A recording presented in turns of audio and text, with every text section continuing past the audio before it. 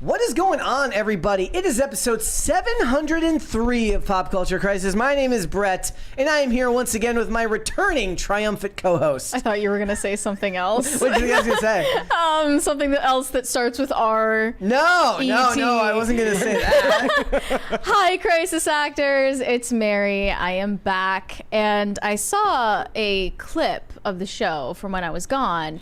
I turned my back for like 2 seconds and everybody's cross-dressing in here and it's just peak levels of debauchery. Technically, I was wearing a guy wig, so everybody else was cross-dressing. Kellen was looking a little bit zesty. I'll just say that. I think their argument was they were hair banding. They were basically dressing up like 80s hair bands, like they were all members of Whitesnake. Okay, well, it didn't really hit the mark there, okay? And we have Raymond joining us as well. What's up, friends? How you doing, buddy? Good. I have your 5-hour energy. Yeah, I was gonna say, yeah, Brett has what flavor? Has an effect on me. Extra? Extra. Just so you Strawberry, can be watermelon. Extra today. I had to get watermelon because of Palestine, you know. Oh, right, yes. That makes sense. For the kids. That makes Perfect. sense. Yeah. I heard that they donate the proceeds and everything. So, how was the trip? Did you get some stuff done? Yes. Can't talk about it. I mean, I don't know if I should say what it was because the video's not out yet. I was going to ask if maybe we should promote it, but it's not out yet. We can't promote it if it's not out yet, so I guess you'll find out when it's out. It was a good trip, though. I also saw the last date of Phil Labonte's tour. How'd that go? On the Destroy All Enemies tour. Oh, nice. That's what it was. I was the next one. You should name it the Forgive All Enemies. Would that be when they have their Christian band arc? Yes, exactly. It's coming soon. You just don't know it yet. Yeah. Phil doesn't even know it yet. We had 20 there from Shane H. Wilder. Oh, yes. Shane H. Wilder said, "Happy Wednesday, Brett, Mary, and Raymond. Glad to have you back, Mary. Kellen would not stop mewing. Cringe. Side note, Father Michael is not doing too hot. I did a prayer space on X for him Sunday. Any prayers would be appreciated." Well, I'm sorry to hear that. Yeah, you will be receiving prayers. Is Father Michael someone specific? I would assume that's his priest. Okay. Was Kellen actually mewing the entire time? Like he wouldn't talk? I mean, he was, so when the show would start, I'd be like, "Kellen's here!" And he'd be like... He was just mewing his little heart out. You know, it's very, very hard to break your mewing streak, even when you're doing a podcast. Right. That kind of precludes you from doing one or the other. But... yeah, it was. I didn't realize it was Megadeth headlining. So as soon as it got to like the main part of the concert, I didn't know any of the songs. You're like, I'm just a girl. Fair. I was like, I'm just here for Phil Labonte. I don't know what's happening right now. And I was like standing near the mosh pit, but not. I was near it, but not of it. You should have done like concert updates. Like Colonel Kurtz has been doing good work. She's like going to Manson tour dates and stuff like that, and interviewing. Yeah, but they're people. like friends. Yeah, and she like knows about the case and stuff. Yeah. Hopefully, no one is building a case against Phil that we'd have to cover. Yeah, we'd have to cover it. So, guys, we got a bunch of stuff to get into today. It's going to be a good show. But would you hit the like button on this video first, please, and subscribe to this channel if you have not subscribed here yet already. Again, please and thank you. Share the video with your friends and your family, your loved ones, the people you like, the people you hate, everyone in between. The more people you share these live streams and these segments with, the faster channels like this can grow. It is the best way to help us. So thank you so much for that. So what are we getting into today? Well, we got a bunch of stuff to talk about. First things first, it seems like it's enough time has passed, so Rachel Zegler has decided to come out and to continue to try and ruin Snow White. First things first. Again. Sorry, we have another 20 go from a user named I Like Boobies. Hey. Classy. The Quartering just found out live Styx Hexenhammer 666, his co-host, was arrested for domestic battery live on stream and bailed him out live, and it was kind of hilarious. What? Okay, I don't know. Somebody will have to fact check that. Is this true? I'll look into it. Okay. All right. Well, That's fishy. thank you That's for crazy. giving us the update. That's crazy. They're saying Styx is in jail. Okay. All right, then. I don't know. I'm not a viewer of his, so I don't particularly care one way or the other. I used to watch Styx every day, but like as this job got more chaotic, I started watching less and less political content, so I just haven't consumed it in a while. But there's a lot of that's fascination with YouTubers and streamers' personal lives going on. So, yeah. All right. Well, that was a hell of a super chat to interrupt. Prayers out there to everyone involved. Sticks or his victim. What about his? I don't know. Domestic abuse. I don't know. I have no idea. I wish I had a smoother answer for this, but I don't. So we're anyways, Rachel Zegler. Yes, exactly. Weird. Rachel Zegler is back trying to ruin things for her upcoming Snow White movie when she gave this long interview with Variety, which while Mary was reading it, I watched her face get more and more withdrawn and sunken. It just seemed to be getting worse and worse every single line. We're going to go through that, and we're going to also go through some of the updates and retcons and changes that have been made to the upcoming Snow White movie. It's relevant. You know why? Because Disney has been on a roll recently. They just had $2 billion movies in one summer. Inside Out 2 debuted to 30 million viewers on Disney+. So, you'd probably want to keep that streak going, but it looks like that might not happen. So we're going to talk about it. We're also going to talk about Diddy, who is facing 120 new accusers, 25 of which are minors. So we are going to be discussing that. We're also going to talk about this article that was written from Newsweek discussing what they have termed conservative hot girl. It's a trend where if you like women that are attractive, that apparently makes you a conservative. Just like I don't even know if it's that. No. It's I'm being a little bit obtuse. Something about the lens of the male gaze and the patriarchy. A bunch of Sydney academic Sweeney's boobs. Hierarchy and feminism. Dominance hierarchy and titties. Yeah, all that. Titties. Yeah. Okay, so we got that. I think we just covered it. I think we got it. We got that one over with real quick. We can just skip it. We can just skip that one. All right, let's go ahead and get started. You guys ready? Let's go. Let's go. All right. Well, actually, first things first, I'm going to shill first. We have new merch up in the store, guys. It is fall. Yesterday was October 1st, which means that it is time to get yourself a new hoodie. Now, one of the things that I pointed out was that, look, I don't like loud logos. I wear a black shirt literally every day. If I'm going to wear a hoodie, I don't want something with a big logo on the front, but there is a way to do that and still support the show. This is the Stealth hoodie. We have it in both pullover and zip hoodie for the emos out there who want, not emus, the emos. Not the emus. The emos. Any emo fans out there? Do you have a Sound preference off. between, sorry to cut off, but zipper and or pullover? Pullover. Zipper. Always. Zipper always. Oh, shoot. We're fighting here, folks. I asked yesterday and zipper won in the Because chat. any woman will say zip hoodie over pullover because it ruins your hair and makeup. Well, all those women And it are gets wrong. stuck in your earrings. It's just a whole process. Like, you can't commit to wearing that thing the whole day. And then yesterday when we were talking about this, I said what we should sell next is a black zip hoodie with like pre-ripped sleeves, like an emo hoodie. To put your thumb in them? Yeah, so you can put your thumb in them. Great. Like we have to make them ourselves. Like I have to go there with like a fingerless gloves. I have to like take my knife and just be like, okay. Dude, 90s grunge. That'd be perfect. But I like the blackout logo. It's cool. Yeah. Didn't know you were gonna draw a weapon. Yeah. Well, that's During how the you show. make the hoodie. Wait, what? Like that's how you make the hoodie. That was intense. And then here is the zip hoodie. This is black with a gray logo, and then of course the zip there. It's like the dark MAGA hat. This is what you have to wear. Is that the one you have? Yeah, I got it off of the Trump website and ended up with like 100 Trump emails afterwards. Love that. Like I remember getting like an Not email worth for the it. shoes. Not which I didn't worth buy. it. It's like I'm not buying the Trump shoes, and I'm definitely not buying the Trump watch. I've just been having like 100,000. sensory overload this entire like past month because I'm being bombarded by voter registration emails and voting text messages. I don't even know how I got on all of these lists or who these people are. Every year I get continuous, like I'll give this to the Dems, right? I get endless emails for like various coalitions in various voting blocks, and it's always to either Mohammed or Mahmoud.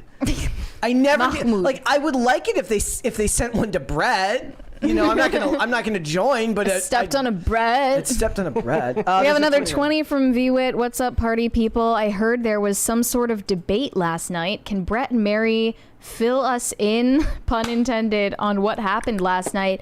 Oh, hi, RGS Jr.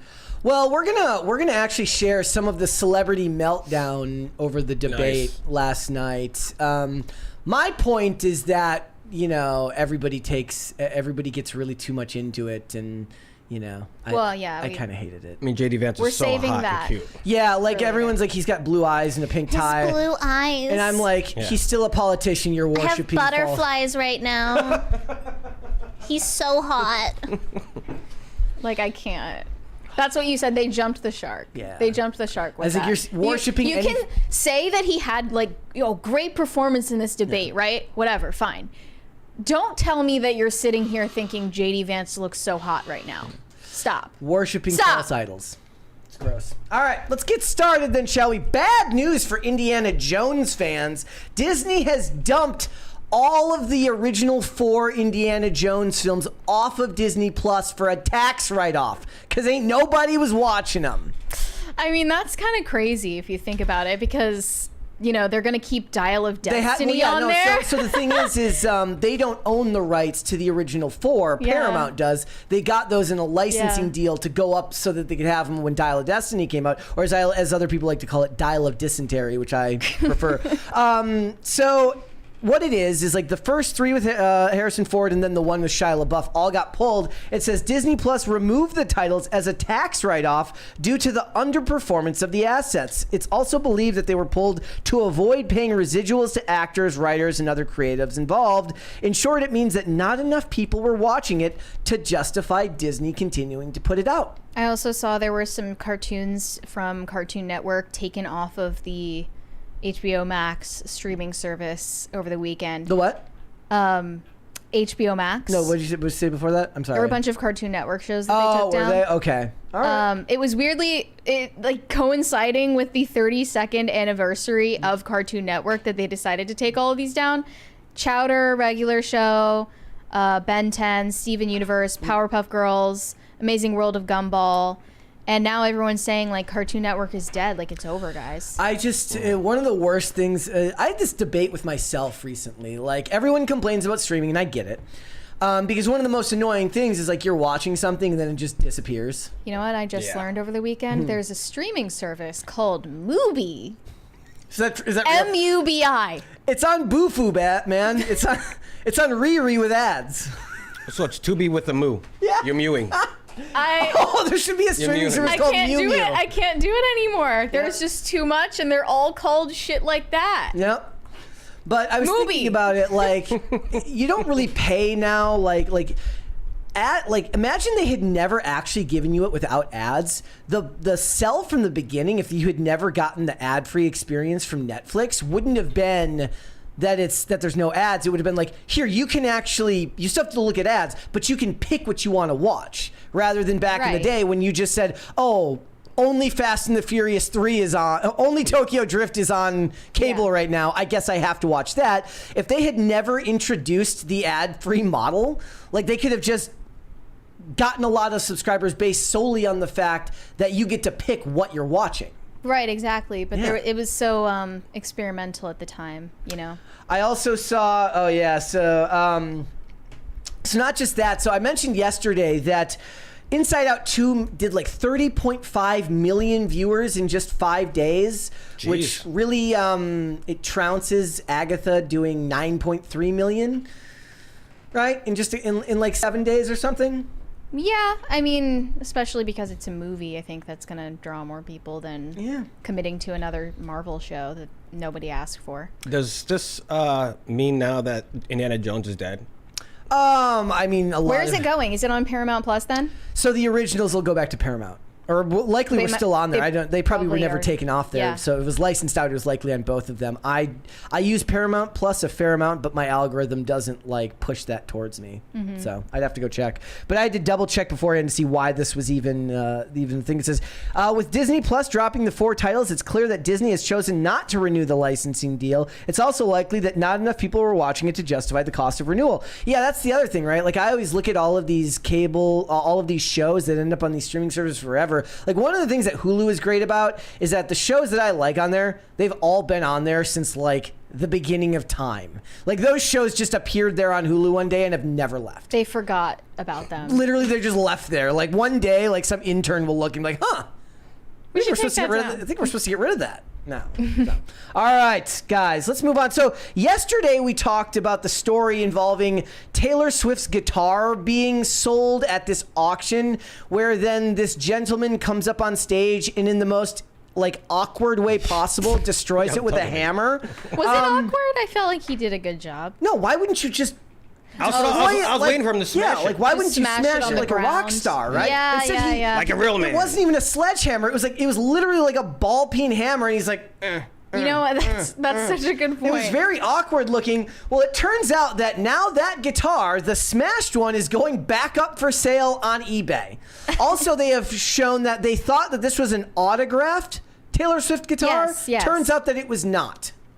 Well, it says the seller claims Taylor signed the guitar herself. That claim is being denied by a source close to Taylor's merchandise company, who tells us Taylor did not sign that guitar. So why the hell was it on auction for $4,000 in the first place? Because someone printed photos of Taylor Swift on it? I guess so. That's it? So now it's going back up for auction, and it's all to benefit, supporting agricultural education for local youth. So at least the money is going for a good cause.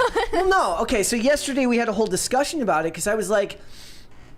I kind of, my point was roundabout, and I understand that my brain is a little bit messy, but my point was Taylor Swift endorses Kamala, it hurts Kamala. Reed Hastings endorses Kamala, it hurts Reed Hastings.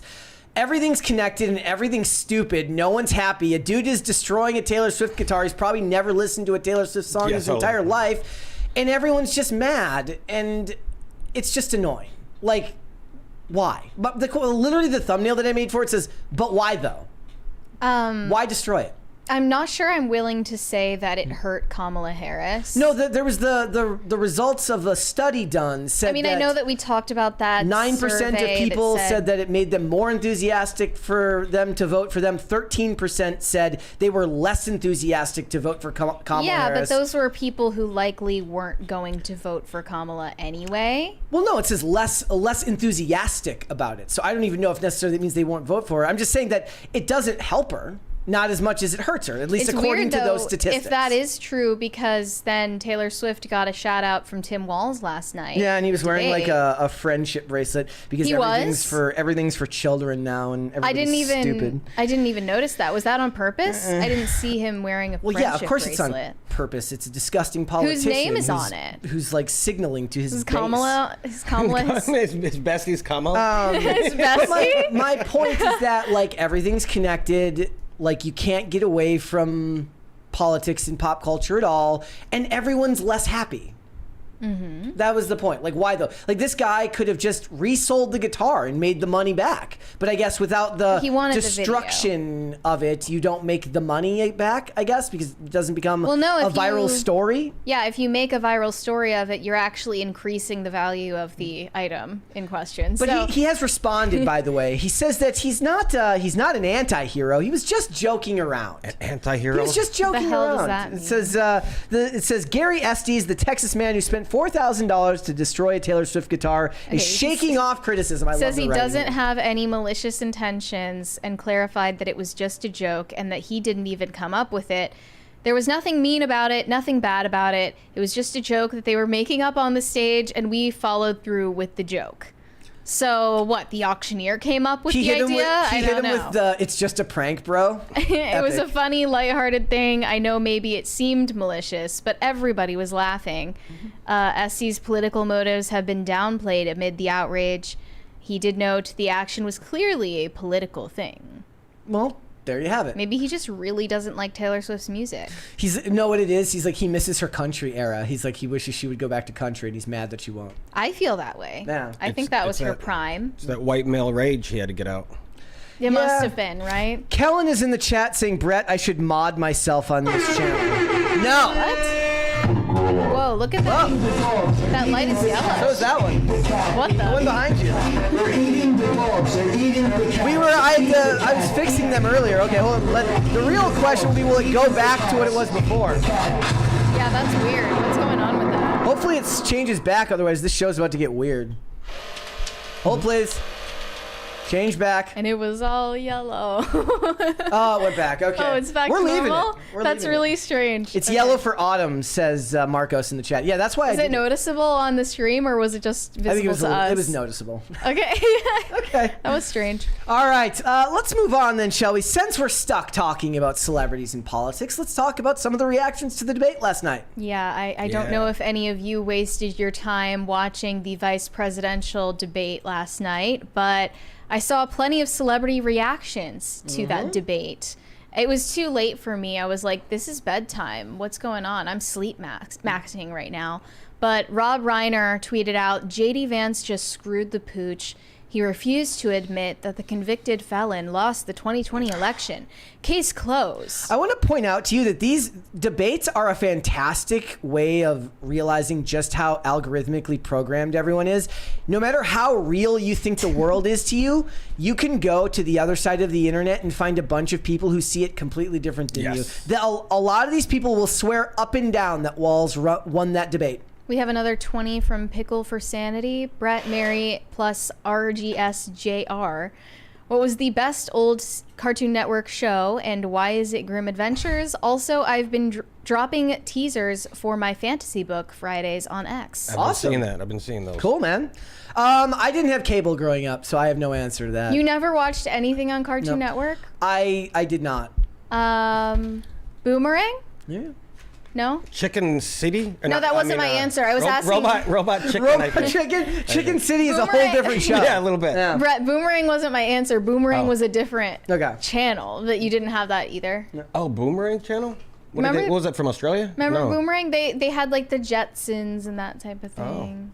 Cartoons weren't my thing. No, I don't recall. Was it so it's like a Cartoon Network style? Well, for me, I don't know if this counts, but Avatar: The Last Airbender has to be my #1 favorite.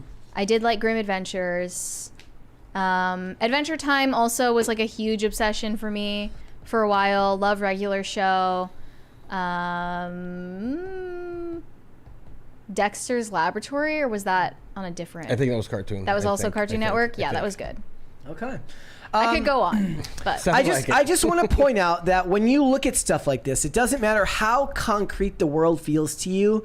You can go look at Twitter and find people living in a completely different reality. Now, I understand that we make the argument these days that like objective reality is true, but in the age of the internet, it really isn't. For a lot of people, it isn't. Like, we don't live in an objective reality anymore. There is no shared reality amongst people, especially in political spaces. I'm sorry. Tim Walz said, I've become friends with school shooters? Yeah, yeah. Did you miss that? He did say that. I must have missed that part while I was listening in the background. He said that? Why? Is that true? It was a gaffe. Yeah. Was it just a gaffe, or is that actually something that happened? He was talking about the shooters' families, and then he said he was friends with school shooters. He might have meant to say victims of school shooters. Right. Yeah. It's a great meme. It's everywhere That's now. great. Okay. Bette Midler has stuff to say. All of the usual suspects, of course. Bette Midler said, hashtag Tim Walz by a mile. Great grasp of the issues. Hashtag Vance wasn't showing his true colors. It must have been weird standing on that stage, defending someone he has said repeatedly for years that he can't stand. So they brought up Vance's old quote calling Trump the American Hitler. Yeah. I was like, oof. You can't really make that look good. This was something that I thought about that actually bothers me, that actors, especially any actor that's actually worked on a TV show about politics, fails to acknowledge is real, which is that behind the scenes, all of these people understand that it's that what they do is a business, and holding grudges doesn't matter. There's a reason why if you watch shows like House of Cards or even The West Wing, it's about reaching across the aisle through back channels, and they acknowledge very tacitly that they're putting on bread and circuses for the American people in the form of democracy as they promote bills that screw you and me. And we all know that behind the scenes, these people are all friends. They are not your friend, which is why it should be weird, and you should never, ever stand for any politician. We were talking yesterday, like, it's a return to civil discourse. I'm like, that was worse. It was worse when they were being civil and pretending to show you what it was like to be an educated Ivy League graduate who's going to bring civil discourse to politics. Well, things have only gotten worse as that has happened. We're the adults in the room. Yeah, the adults in the room did nothing for this country for the last however many years. So none of that really matters to me because it's all fake.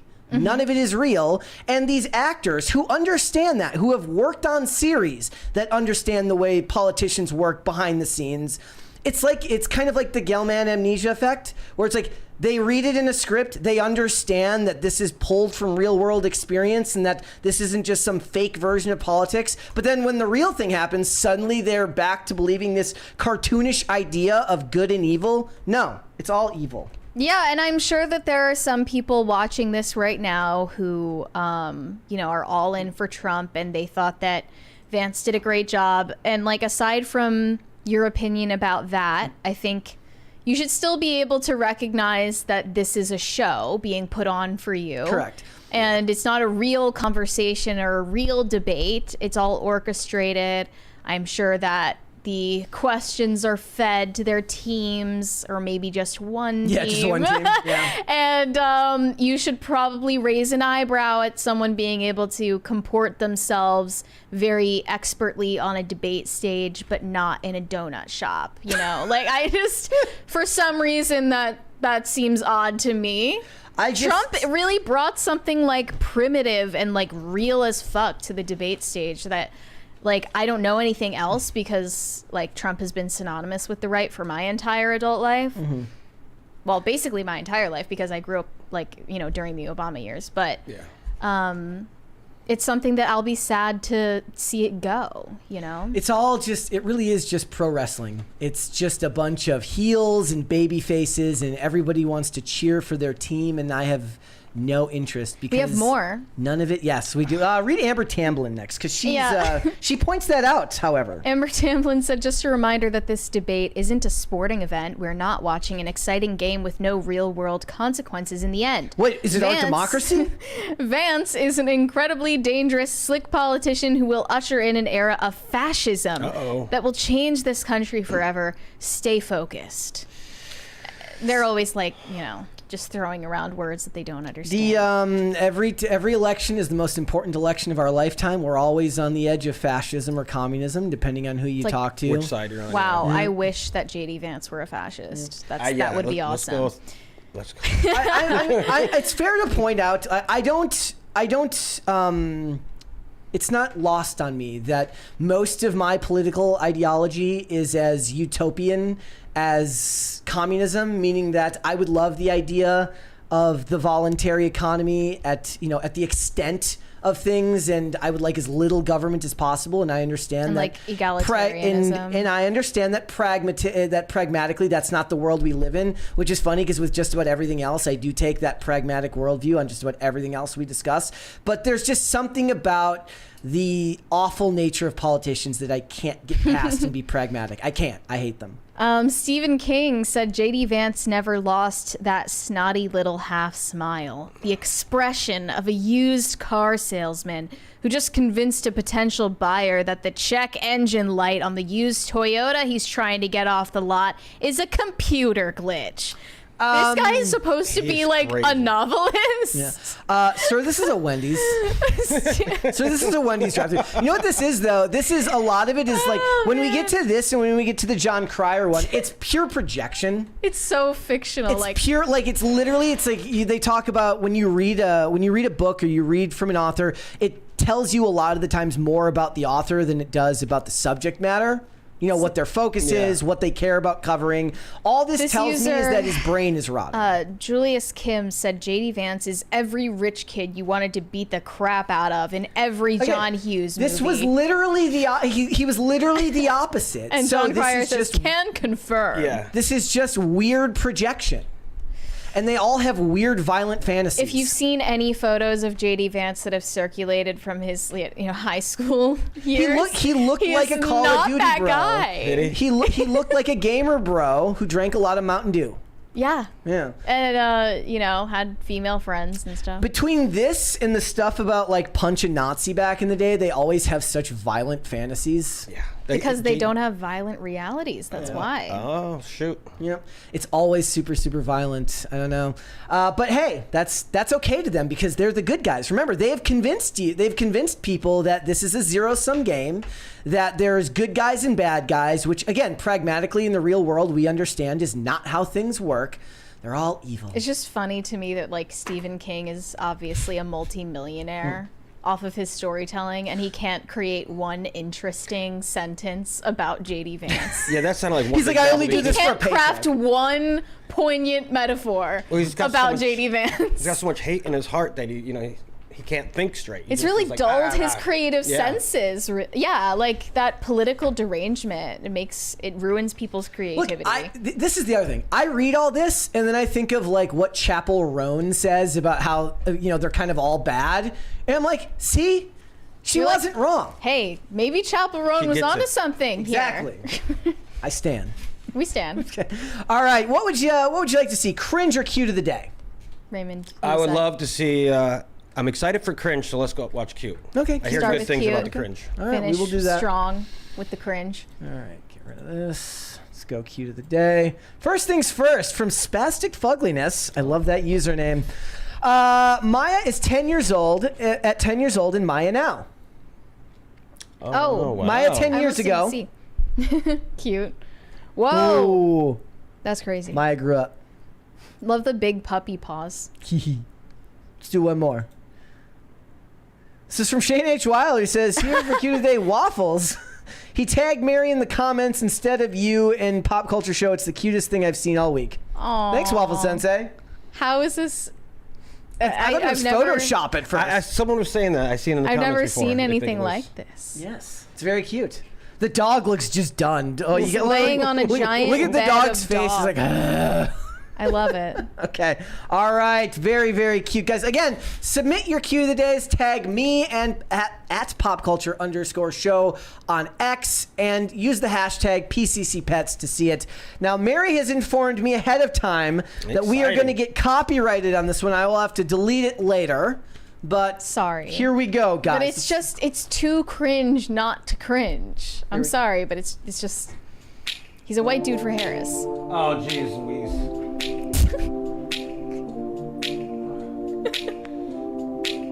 Do you remember? I remember, don't worry. Do you remember? I remember how it all began. How could I ever forget? It's a good song. do we get Hey, it's not over. do we get I the, don't know. Excuse me. do we get the drum solo? I think we might. I don't know if I made it that far. I can feel it before. I can feel Oh, it's the Michael Jackson like remix. Boo. I can feel it coming in the air. I can feel it in hands. I can feel it in just. This is a long one. It's coming in the air. Oh, techno. Oh, he gave up trying to dance because he couldn't keep up with the beat. Yeah. I hate you for making that. I saw the first 5 seconds of that yesterday with no music, and I just scrolled right past it You knew, because you I knew. care about my mental health. His arm looks like a hot dog. Look at his arm. You know what it is? Yeah, he was busting This the is moves. literally the head of the dock workers union right after they just shut down the economy. He looks yes. like him a little bit. Exactly. He's like about to bankrupt America. Do you I guys don't know. No foods, no goods, no nothing for y'all. It's How the do we holidays. feel about the fact that he tucked No his shirt automation. into the pants? Oh yeah, t-shirt and So yeah, that's t-shirt tucked into the pants with the belt. totally. He's got a white belt guy on. thing. It's fine. That's the least Does of he? his problems. Yeah, So that was like, I don't know if anybody like found that sensual, but that's what he was going for. I think I'm voting for Kamala there. Me after I ask for a 75% raise for the longshoreman. Offload your own goods. Yeah, he looks like he could be a longshoreman. In the chat, Kellen says, Brett, don't you want to save democracy? This is saving democracy, this TikTok dance. Look, I knew society was cooked one day when I had a bunch of friends who like kept saying democracy, and I just pointed out, this was years ago, so it was before the meme of like, we don't live in a democracy, we live in a constitutional republic, and they all just laughed. Like I was saying something funny. He was like, no, that's a point. Well, it's a true thing. Yes. But it's funny to bring it up because nobody does. Hey, do you guys, for Cute of the Day, is it always only pets or do you do like funny videos? Only pets. Kellen keeps trying to talk he made some suggestion yesterday that was just ridiculous. I don't even remember what it was. I blocked it out of my brain.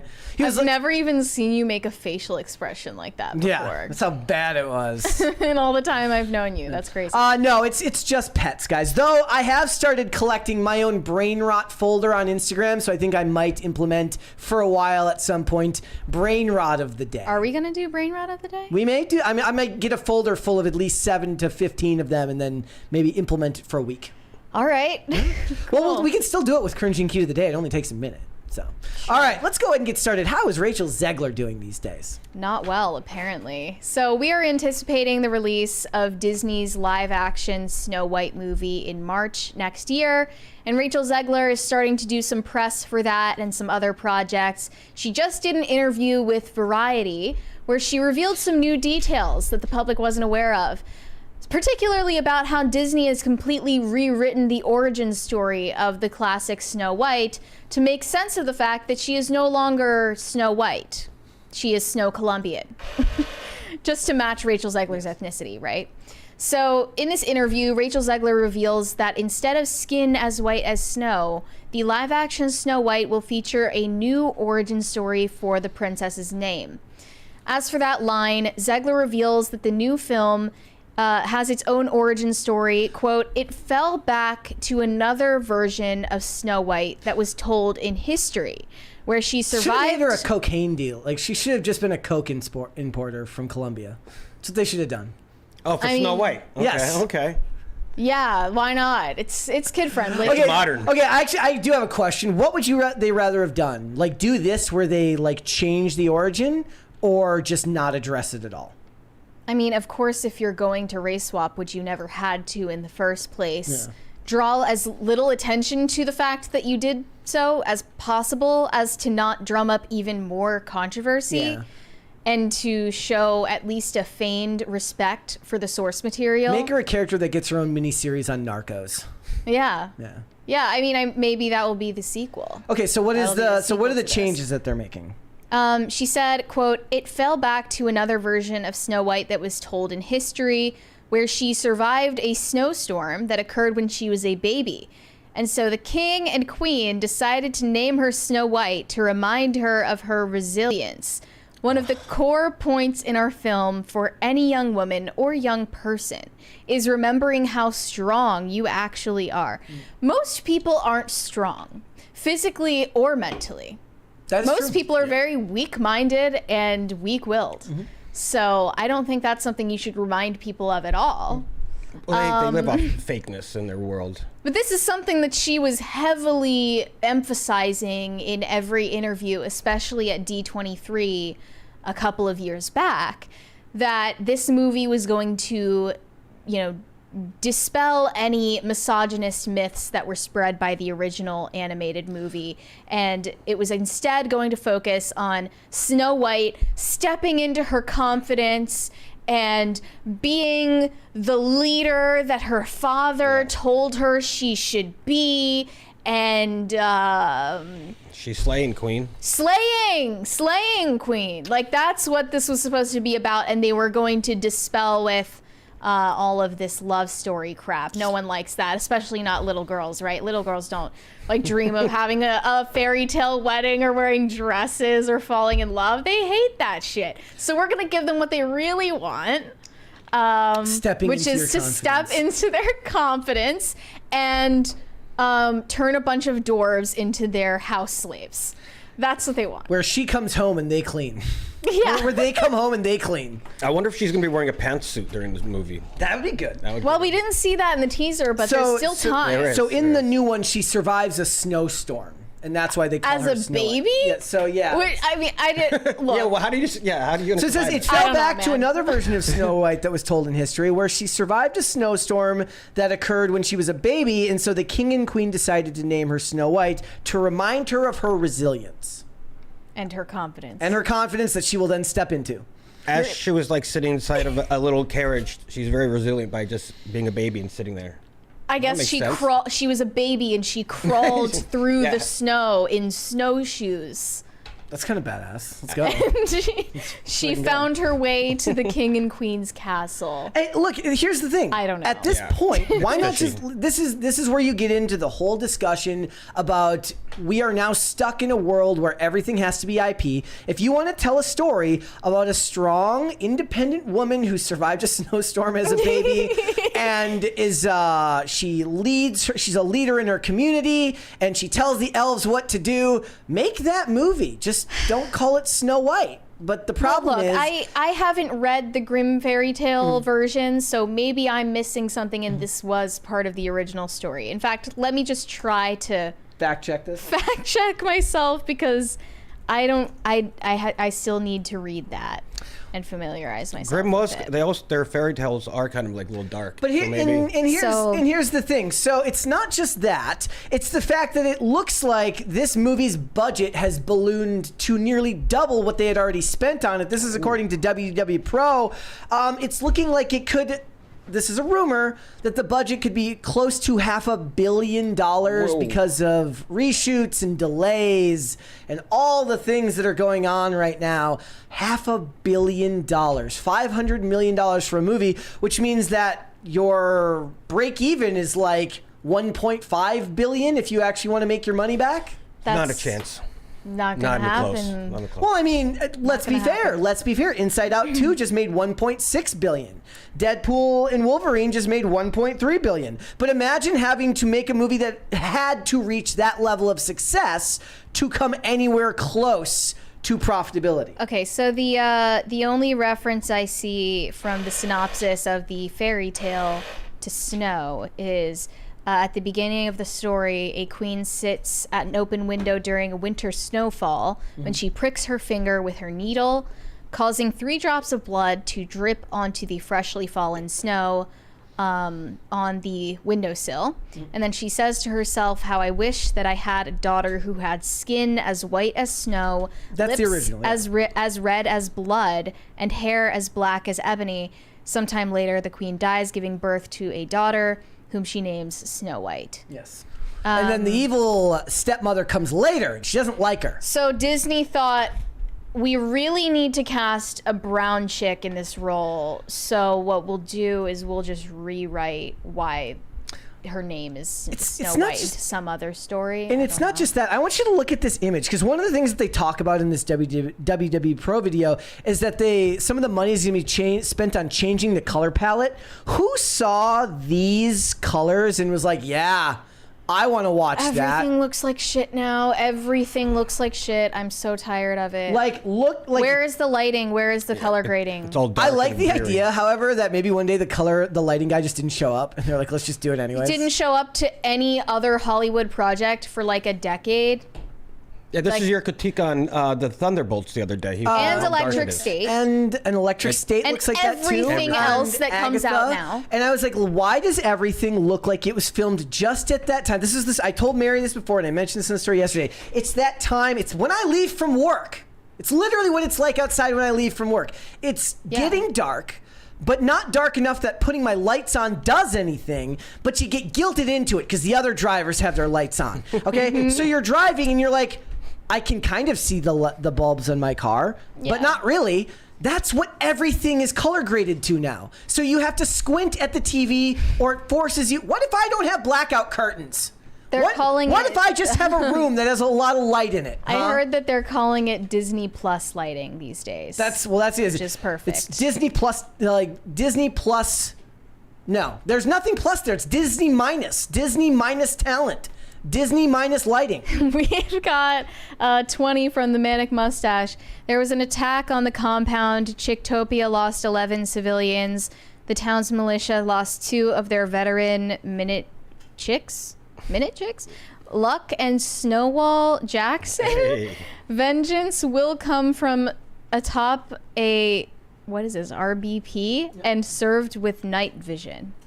Well, I need night vision to watch Disney stuff these days because nothing's lit well. That's a great segue Yeah. you just did there. The funny thing is, You will appreciate I was this. thinking about this the other day about like the worst than that is when you're driving and there's just some SUV with the brightest LED bulbs you've ever seen and you just go like this Yeah. to keep yourself from crashing. It's literally the scene from the movie Independence Day when he's about to like get beamed up into the weapon right before he implodes the alien ship and he goes, "Hello boys, I'm back," and it's just bright green except for you're like looking out of the car and you're like, ah. Yeah. That's what everything is these days. What kind of sound is it again? What? Ah. Okay. Well, there's more to get into Let's do in regard that to this now. interview. So, Variety published it. Rachel Zegler on reinventing Snow White and facing off against toxic Disney fans. Quote, Oh, this is "I've going to go watched- great. I've watched women get torn down my whole life." That's how we lead with it. Just a great way to get people back on your side again in the public. This is going to go great. Court of public opinion. We have another 20 from Pop Culture Junkie. A great example how not to do color grading. There was no color see in it. it. You can't call it color grading if it's all grayscale. Yeah, we see it time and time again. So in this interview, the journalist certainly doesn't do Rachel Zegler any favors, who already doesn't do any favors for herself. They say Rachel Zegler's meteoric rise has come with strings attached. For as long as she's been famous, she's been the subject of ruthless and relentless criticism. It began innocently enough, but as Zegler's fame increased, the complaints against her grew more sinister. When she posted about not being invited to the 2022 Oscars, this was for West Side Story, she was called ungrateful and entitled. For admitting that she took a role in Shazam because she needed the money, she was seen as tacky and in need of media training. That is a fair point. I have no problem with an actor just being like, yeah, I needed These the money. reactions are being overblown. I Yes. had never even heard of the first one. And every time Rachel Zegler speaks up about racism and sexism in the entertainment industry, she is slammed as just another DEI hire, coasting on her identity rather than her talent. There was literally just an article the other day where they asked like Jared Harris, like, why did you take a role in Morbius? He's like, I have a mortgage to pay. Nobody got mad at Rachel Zegler saying that, though. That was completely fake. They're news. shifting That never they're shifting happened. things right now. That was never what people were Now, complaining. they'll get to the D23 stuff later in this interview, but it wasn't that. So this says Rachel is trying to have a sense of humor about the vitriol. Quote, "Being famous isn't for the faint of heart," she says with a sigh. She can't imagine that quote is going to go over. Well, it would be like, guys, it would be like me coming on here and being like, woe is me.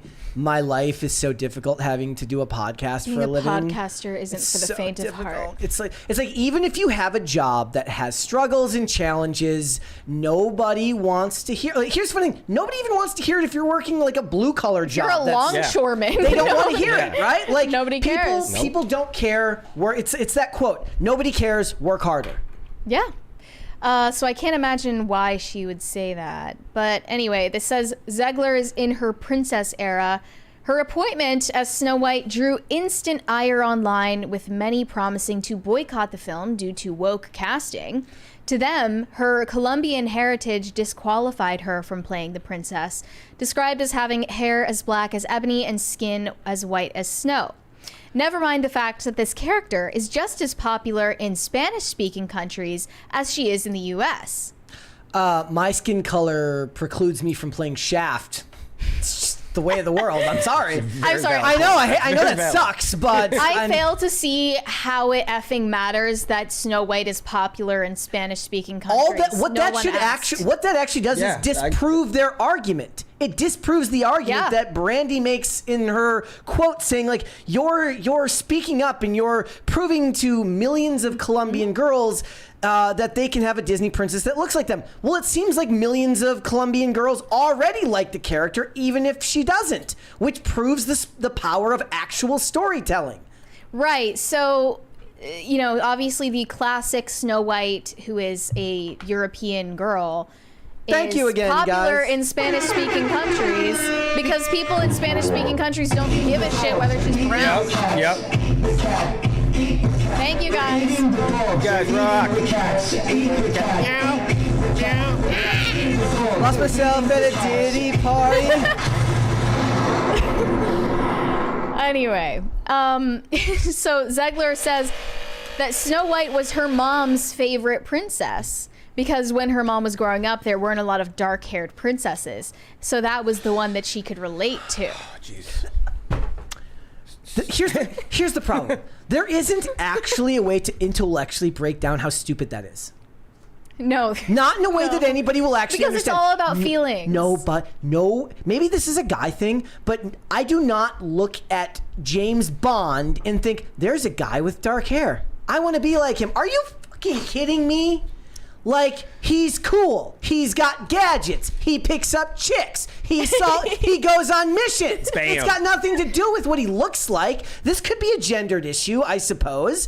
And that this is just a thing that women have to I thought women were the more empathetic ones. I thought women were supposed to be able to understand and grasp what people were like, even when they weren't like them, right?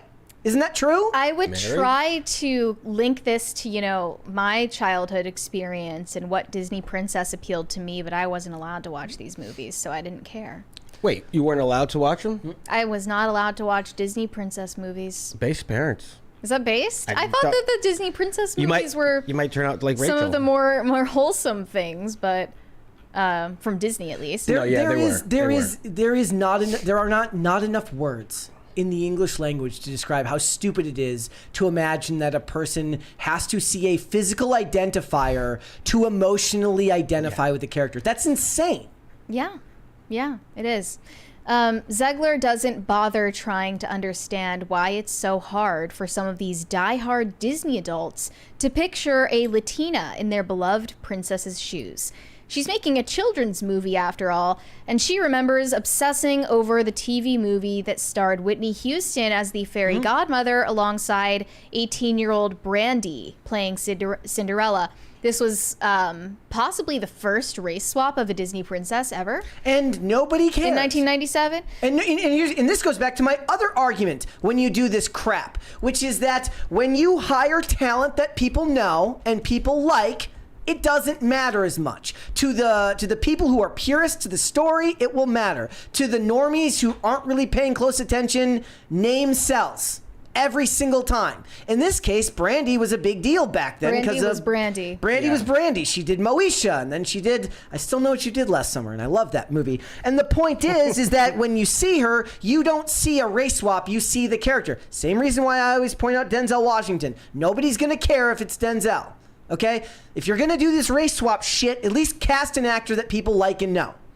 And we don't even dislike Rachel Zegler as an actress. That's the other thing. I don't consider and she's a good singer too. I do not consider her talent-wise to be a DEI hire. I think she's fine as an actress. She was fine in the Hunger Games movie. She knows how to sing. She can do her job. She just makes it really difficult. She makes it difficult to like her. Yeah, she does it to herself. But she's not a star on the level. She's not a star on the level that Brandy was. Right, and because she mentioned that TV movie, they actually reached out to Brandy and got her to back Rachel Zegler in this fight for justice. Wait, so does that mean that Rachel Zegler couldn't have identified with Brandy's version of Cinderella because Cinderella was black? Ooh, exactly. Tides have turned. Brandy, in an email, told Variety, "I know Rachel Zegler will be absolutely incredible as Snow White. You're not taking on this role to fit the mold of the critics. You're doing this for every little Colombian girl who has yet to see themselves in a role like a Disney princess. You're doing this for the little girl that you once were, who grew up without that representation of her Colombian culture. You are showing her that anything is possible for someone who looks like her, and that is the most important job in the world. No, it isn't. 0, yeah. It's so not the most important job in the It's world. literally not the even least close. important job in the entire world. Like, actor is in nowhere near the top Ask the 10,000 longshoreman. jobs. Yeah. Ask the longshoreman if that's the most important Tell job that in to the world. the TikTok nurses. Tell that to the podcasters, why don't you? I have the most important job in the world. I'm keeping you entertained at work. So not even Brandy seems to understand why her race-swapped Disney princess went over without much controversy. I've already explained that. Refer to the previous discussion. Even Brandy doesn't understand.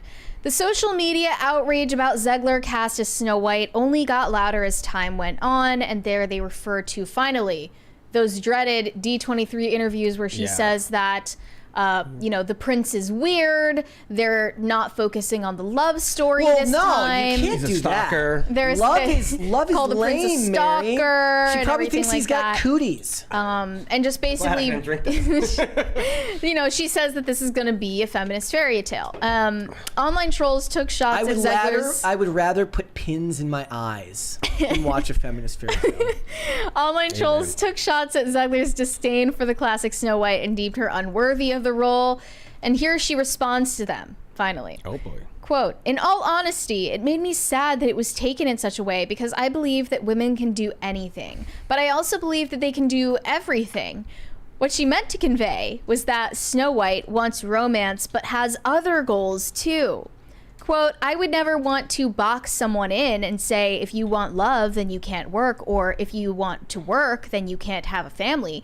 It's not true. It's never been true. It can be very upsetting when things get taken out of context or jokes don't land.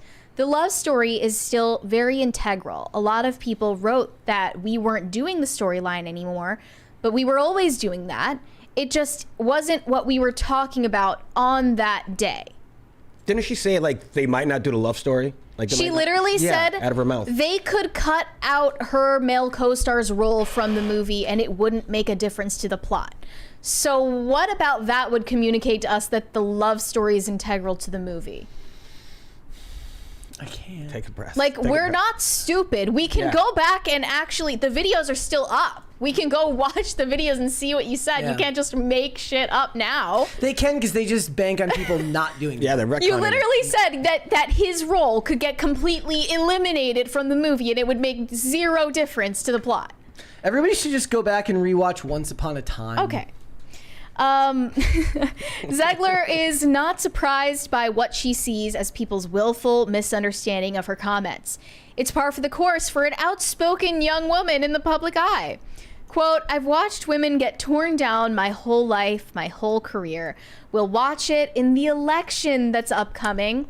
We're gonna witness that for a long time, I fear. Again, this is the nonsense that they push, that by just virtue of being a woman that you can't criticize her. So a lady's running for president, therefore you have to just say, yes, ma'am, I'd like some more of your slop. Mm-hmm. You're not allowed to criticize her because you aren't criticizing a political candidate. You're criticizing a woman, which ostensibly means that they think that women are children. Yeah. Her words, not mine. Yeah, the implication would be that, wouldn't it? I mean, look how they talk to their people. Yep. She said sometimes it can feel like we're going back, but we're not going back. Oh, Kamala told me she that got we're the not slogan. going back. I've been told We're that not before. going to back. We're not going back. It certainly felt that way when it was happening. And though she has been tempted to stay off social media, she won't. She said, I don't like to give them the satisfaction of knowing they hurt me in the moment. You give them a lot of power by taking a social media break.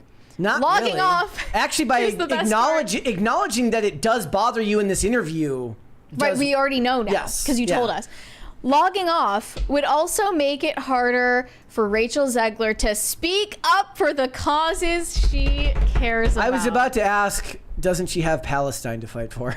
And then the rest of this interview is her talking about how she hates AI and how she's fighting for Palestine. And She's a warrior. Well, Stuff like that. She can call Macklemore and they can do a concert together. But yeah, this is just like, what a clown show. How do they not have like a crisis team on her 24/7 at this point? You know, as an oppressed male, I just find it very hard to identify with her struggles because it's so much worse for me. Right.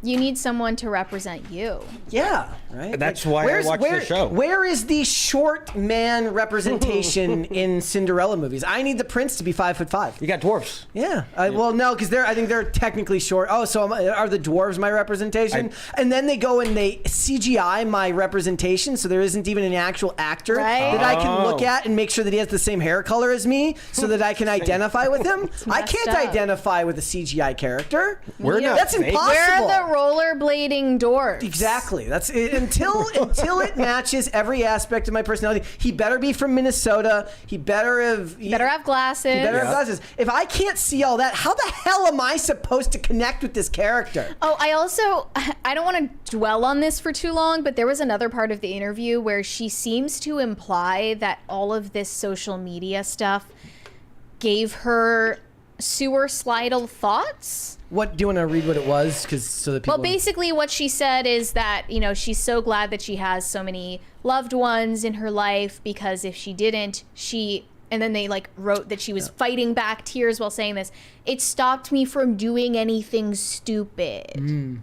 Okay. Well, I just think you don't say that stuff when you're in an interview promoting your movie for the biggest entertainment mega corporation in the world. Yeah, the work she was doing was so bad, and the flack she was getting made her go get those thoughts. Where is the decorum? Not Disney style. SP Flash 1523 says justice for Brett. Thank you. Where is the discretion? That's just such histrionic behavior. Yeah. Anyway. Super chats. Andrew Jacobs said, Mary, please binge first 6 Black Sabbath albums. First 6 of them? That's a lot. That's a lot of music. I think it's just going to run together. I'm sure I've listened to them in the past, but that type of music isn't really for me. Shane H. Wilder said, actually, Mary might like their songs After Forever, a song about faith, and A National Acrobat, a pro-life song. Well, here's the thing. I know, I'm Catholic, I'm pro-life. She's like, but the music doesn't have to always be that. I listen to Blood on the Dance Floor. I don't really look for music that specifically aligns with my worldview. That's not entirely important to me. Here's another example for the representation thing. I grew up listening to nothing but gangster rap. Mm-hmm. Didn't spend any time in a gang. Still love the music.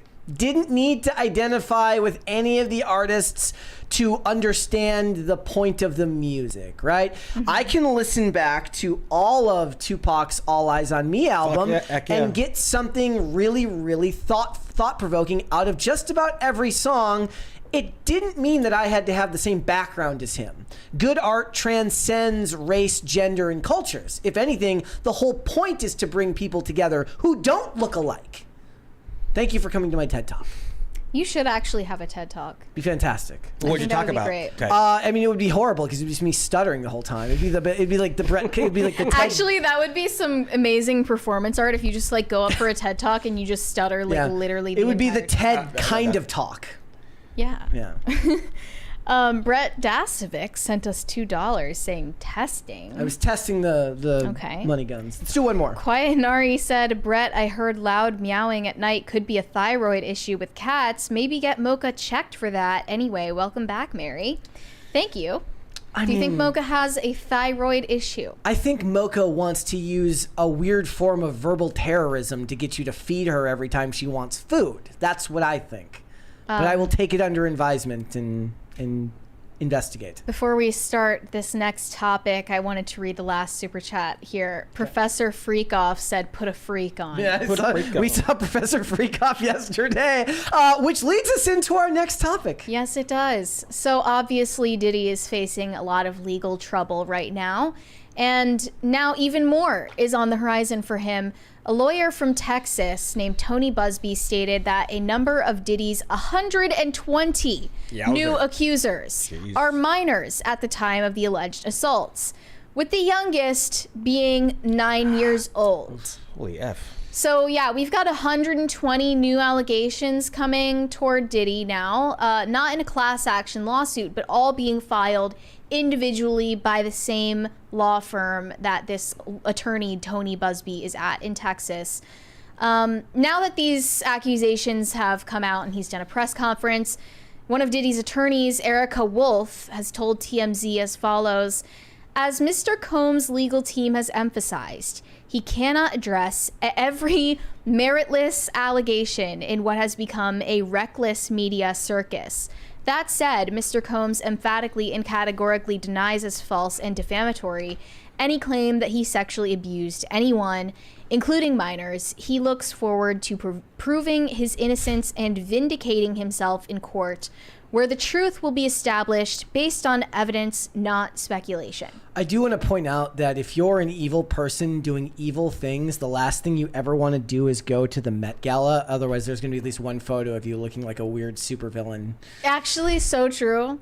Don't do it. Yeah. Hunger Games style. Yeah. Yeah, just a little PR tip from us here at Pop Culture Crisis. If you're an evil bastard, don't go to the Met Gala. There will be photos that make. Or if you're evil, just be one of those boring guys that wears a tuxedo. It's like those pictures of Klaus Schwab wearing like the all black. It's like you were born to look like an evil supervillain. If you're Hillary Clinton, try not to dress like Kim Jong-un. Yes. It helps. So this says from TMZ, Diddy is about to be hit with lawsuits for sexual assault and abuse, and a Houston-based law firm representing 120 accusers is telling their stories for the first time, including allegations that Diddy essayed a 9-year-old boy. The attorney, Tony Busby, says a wave of lawsuits will be filed against Diddy in the next 30 days, including from an accuser who claims he was only 9 years old when Diddy and other associates sexually abused him at the Bad Boy Records studio in New York City. So that could be, now that person could be any age now, because what he says is that the time frame on all of these allegations go all the way back to 1991. 1991 until even some allegations in 2024. Yep. Oh, dang, I didn't know it was like that. Yep. Yeah. So he's toast. he claims that Diddy lured the 9-year-old at the time to an audition with the promise of a record deal and then abused him at the Bad Boy Records studio. In addition, Busby claims that his law firm will be filing suit on behalf of other accusers who claim they were minors when Diddy abused them. You said, I think it was 25 out of the 120. Yep. Which it could even be a growing list now that this is getting more press, including another one who says that Diddy forced them to perform oral sex. Busby says another accuser was 15 years old when they were flown out to New York City to attend a party where they were drugged and taken into a private room with Diddy where he allegedly R-worded her before others took turns. Where were the parents, like, when this stuff was happening? Like, did they come back? Like, why were charges not filed right away, right? Like, I guess it's like what they always say. When something like this happens with a celebrity who's larger than life, it has to kind of be like a dam breaking where so many allegations come out that people... And again, people are going to be skeptical of that, too, because a lot of people will assume that at least a few of them, that some of these people are trying to get money. You know, they're just jumping on a very, very easy hate train to try and get you to feel sympathy for them so that they can cash a check. But the problem is most people aren't going to give dude benefit of the doubt now. No way. Right. I mean, not after the Cassie video, not after everything that's come out. And I know that after the Me Too movement, people are understandably skeptical of the media's intentions, of the intentions for accusers, the intentions for the attorneys who represent them, for the journalists, everybody. And I totally understand that. That's totally reasonable. However, just by, I don't know, would this be inductive reasoning rather than deductive reasoning? It seems like with this huge of a wave of allegations against one person who, clearly was very powerful. One of the things would it not follow that at least some of them are real? Well, I mean, that's the where there's smoke, there's fire argument that, that seems to make sense to me. I mean, some people will make the argument that becomes a tipping point where it's like if enough false allegations come through, then everyone's going to be found guilty. But, but the point here is like, they also said that people took turns. Who are these other people? names need to be named for them as well. That's exactly what the attorney says is coming in the next 30 days. So this says that a big-time attorney who has sued a bunch of celebrities, including Travis Scott and Chris Brown, he claims that his clients were R-worded, essayed, and exploited by Diddy and his associates. And he says they were typically forced to consume a drink that was laced with xylazine or trank, a horse tranquilizer.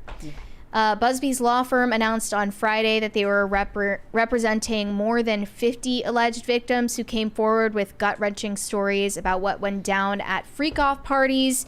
He described the mind-boggling allegations as debauchery and depravity exacted by powerful people, and now he says there are 120 accusers who will be filing individual lawsuits against Diddy and others. He strongly hinted other celebrities would be named in these lawsuits, and he said he would be suing anyone who was involved or knew about the abuse and refused to put an end to it. He said the alleged abuse happened in well-known venues and hotels, as well as private residences in Los Angeles and New York. And he said the lawsuits will include, quote, names that will shock you. So there are other celebrities who are going to be roped into all of this, presumably, you know, if this attorney is serious about what he's doing. But I saw Elon saw this headline too, and he responded to it on Twitter. He said, how many people in music and entertainment knew about this? I don't think we're ready for the answer. Like, I don't think anyone's ready for the answer to that question. In 2009, they did the Mad TV skit about Hannah Montana going to a Diddy party and being Really? filmed on a phone. So 2009. I never saw that. They knew. Also, there's a documentary coming out about Chris Brown from the people who made Quiet on Set. Oh, shoot. Yeah, this says the network behind Quiet on Set Investigation Discovery is set to release a documentary on Chris Brown's history of domestic violence. The documentary will include a new accuser coming forward with allegations against Chris Brown. So this is kind of a cottage industry, if you will. Yeah, like we were going to cover this the other day and just decided to wait. It's like there's this weird subset of Hollywood where it's like you get to make money doing awful things, and then you get to make money talking about the people who did the awful things, right? Because it's all for profit, which is we talked recently about who was it that just released the documentary as well? Demi Lovato?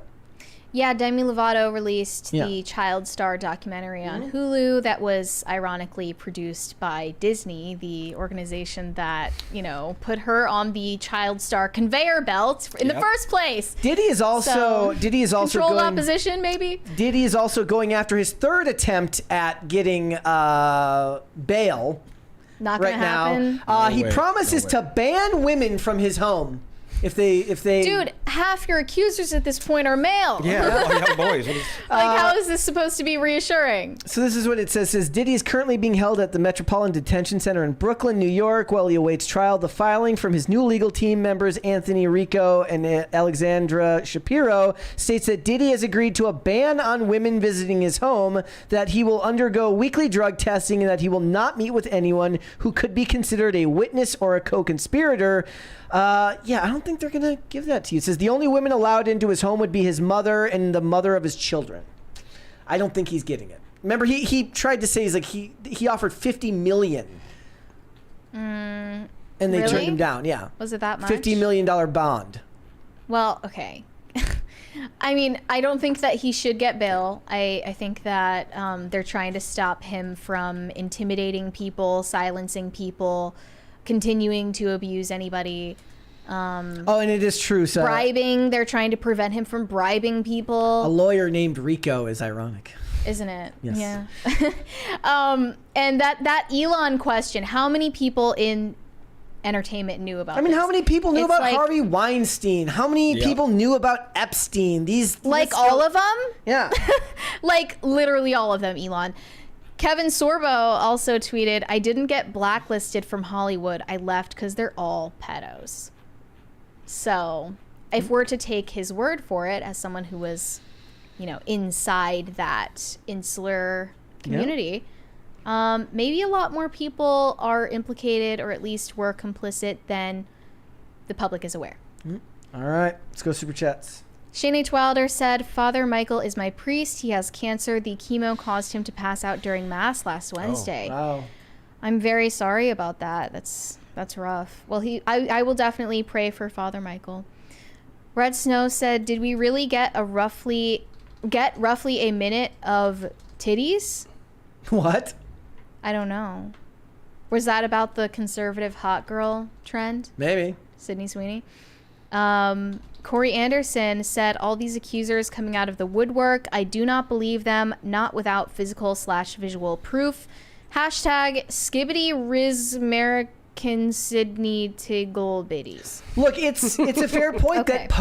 that post Me Too, a lot of people are going to be very, very skeptical.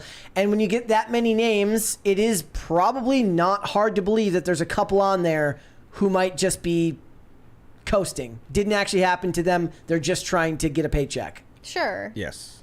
But out of 120, I mean, I don't see 100. I mean, 120, that's not crazy. to mention the other lawsuits And that this were already is out before. the hardest part about all this is like there will be no physical evidence of any of this unless 120 baby bottles of Dude, 1,000 baby bottles about it, though. of baby oil. That's just, that lets so many people off the hook that is not tenable. If you were abused by a music producer when you were 9 years old in like 1995, no cell phones. back how then. the hell would you prove that? How would anyone be held criminally responsible for that? That's one of the hardest parts of the justice system, right? Yeah. Is you don't prove that the person's innocent. You have to prove that they're guilty, and that's very, very difficult. It's a little bit infuriating sometimes. Let's do two more. Nate said, I think Phil and Mary are... What is the emoji? Somebody floated the idea that you going to an All That Remains show that meant that you and Phil were dating yesterday. Linked up. Also, is the LinkedIn. fact that Diddy case is moving forward publicly when Epstein didn't proof of systemic racism? I think you just gave his lawyer an idea. Yeah, no, I mean, his lawyer did. His lawyer did Don't say give that. them an At out. one point, his lawyer said they're just looking to take down a successful black yes, businessman. they did say that. Yeah, I remember. Clownery. No, I am not dating Phil. That is not true. Fact check. Shane Let's do H. one more. Wilder said, I'll be buying the hoodie. It's still in the 90s, Ugh. so once it cools down, I'll wear it while listening to Black Parade and I Write Sins, Not Tragedies. That's such a vibe. That is, it is a good hoodie. My YouTube has been throwing me all sorts of like curveballs recently, and like my recommends. Like it's just been giving me all sorts of like something corporate and like corporate. music from my childhood, right? Like what else? Switchfoot? Amberlin. Amberlin? Yeah. Lots of it. It's been very interesting. We the Kings. That wasn't my childhood. No? but that's a little late. For I'm me. off Yeah. by a few years. All right, let's talk about the conservative hot girl trend. Ooh. Yes. So over the weekend, Newsweek published a mind-numbing opinion piece titled How Hot Girls Became the Right's New Obsession. And to simplify this concept for you, they just interviewed a bunch of bitter academics. Yes. To ask them why men are into hot chicks and make them into mascots for whatever thing or idea or movement they have. You know what it is that back in the 90s and the early 2000s, hot chicks wasn't a political statement. Stuff Magazine, FHM, Maxim. Playboy, Maxim. Hot chicks were a universally accepted practice here in America. I was reading through this and I was like just dreading, like, please don't mention that ultra right beer Did calendar. they do it? No, Did they bring? didn't. They didn't bring up the calendar Thank gate. God they did not bring up the ultra right dad beer calendar, because I just that would have been curtains for me. Like I would have lost my mind. You would just find me rocking back and forth in the corner of a padded cell somewhere, and it would be over for me. So You're they like, say I can't do it. it all began with Sydney Sweeney's cleavage, as most things do. This was back when Sydney Sweeney appeared on SNL, and she hosted the show for that night back in March. And then Richard Hanania, a right-wing podcaster, tweeted out an image of that SNL appearance saying, wokeness is dead. And apparently Sydney Sweeney's boobs killed it. That just made it solid. That's it. Yep. Yeah, so it all started with Sydney internet. Sweeney. And Sydney Sweeney is being branded the first iteration of the conservative hot girl, which basically means that a bunch of conservative men on the internet took the image of this hot chick and made her into an honorary mascot for their political ideology without asking her. I'm not gonna lie. One way or the other. No consent? No consent. Whenever this happens, I always feel better for whichever poor celebrity just gets like co-opted into some movement that they have no desire or knowledge about. Well, here's the thing. I asked you, who do you think Sydney Sweeney is voting for? And you said, I don't think Sydney Sweeney is voting for anyone. I don't think she votes. And I was like, that's such a good point, because I don't think she cares who you think she's voting for. Like, in my mind, somebody asks her who she's voting for. She's like, president. She's like, that's the really important one, right? Yeah. Like, and like, it's funny because she knows how to pretend that she's stupid. she's not. Yeah, She's she very not. business savvy, right? That's even better. So there was this article. It said Sydney Sweeney practically begged SNL cast to heard make that. jokes about my. Right. They pointed out that Bowen Yang, one of the SNL actors, said in an interview about Sydney Sweeney's appearance on SNL, she was actually really the one pushing for all of the jokes about her body because, you know, She knows she found that's smart. that she was knows in the what middle her of, market is. Yeah. She knows where her audience is. She knows she was in the middle of one of the biggest media pushes of her life, and it was now or never. Go for it. So this says Sydney Sweeney and other conservative hot girls don't necessarily have any tangible involvement with politics. Even that, it's not fair to But- call her a conservative hot girl because now you're labeling her as some type of right-wing person when, like I said, she very likely is like, I like it even better if she's like, I like that behind the scenes they're all mercenaries who just work to accomplish their goal. Like she's probably a lot smarter than you give her credit for. But in my mind, Sydney Sweeney doesn't vote. She's just like, I honestly wouldn't guess that she cares about the election. Yep. Yeah. But the conservative hot girls have been claimed by right-wing public figures as their own, whether they appear to like it or not. So they're being whisked away like Persephone into Hades. I made that part Yes. up. But the conservative hot girl isn't a particularly new phenomenon, according to a professor In the named UK too. Victoria Can.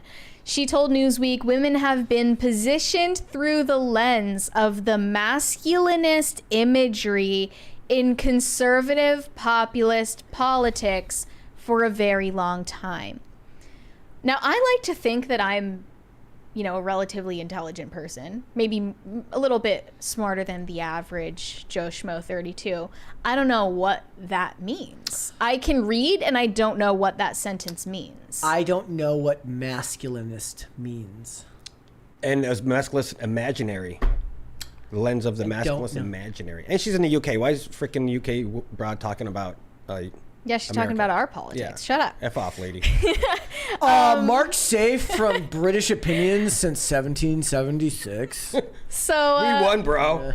another professor, Amy Tatum of Bournemouth University, told Newsweek that, quote, this focus on hot girls is a way for the right in the U.S.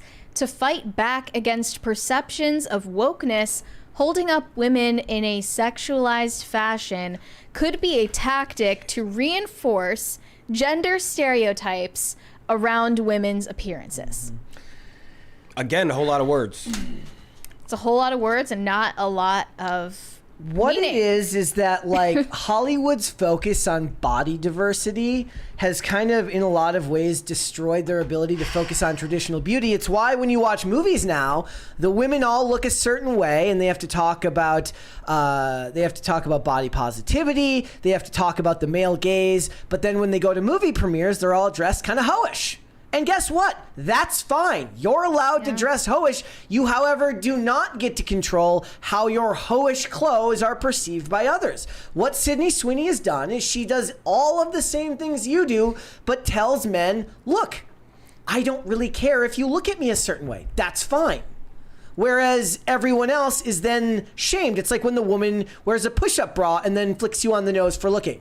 Look here, but don't look. One of the right-wing commentators that they sourced in this piece said that we live in a nut vice culture, which essentially just means we're squeezing the life out of every man's ball sack until they are squeezed into submission. You will one day live in a world of longhouse communism. You will not look at the boobs. Nope. Okay?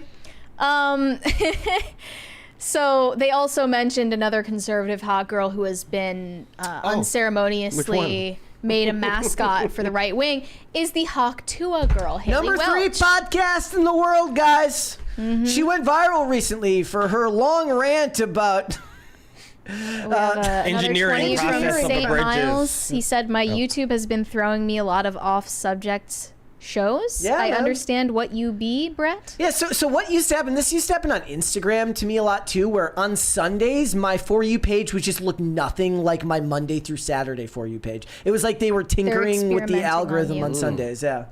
They say that Haley Welch from Tennessee has no obvious link to any political party, but this hasn't seemed to matter. The top comment on an Instagram post of Welch's, where she is posing in a red and white star-spangled cowboy hat, reads, "We did it, internet. We finally made the right person famous." This is because the left inherently hates America, and anybody who doesn't hate America is branded as right-wing. Yeah, there's a genuinely simple explanation for each and every one of these examples they've brought up. But of course, these women in academia, burrowed in the depths of academia, they're interviewing to make sense of all this, aren't part of the real world, so they don't understand how normal people think. Again, 20 years ago, being a hot woman was not a political issue because you were allowed to be a hot woman and you were allowed to like looking at hot women. This professor said Sydney Sweeney and Haley Welch have actively distanced themselves from right-wing politics. I listened to one of her but have nevertheless podcasts. become entangled within them because of what they represent, not what they actually think.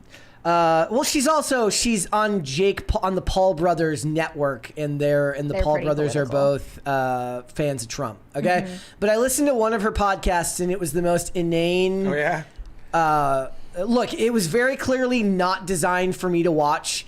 It was like a bunch of women talking about a bunch of stuff that made no sense to me. There was nothing right wing about it. So the podcast is meant to appeal to women?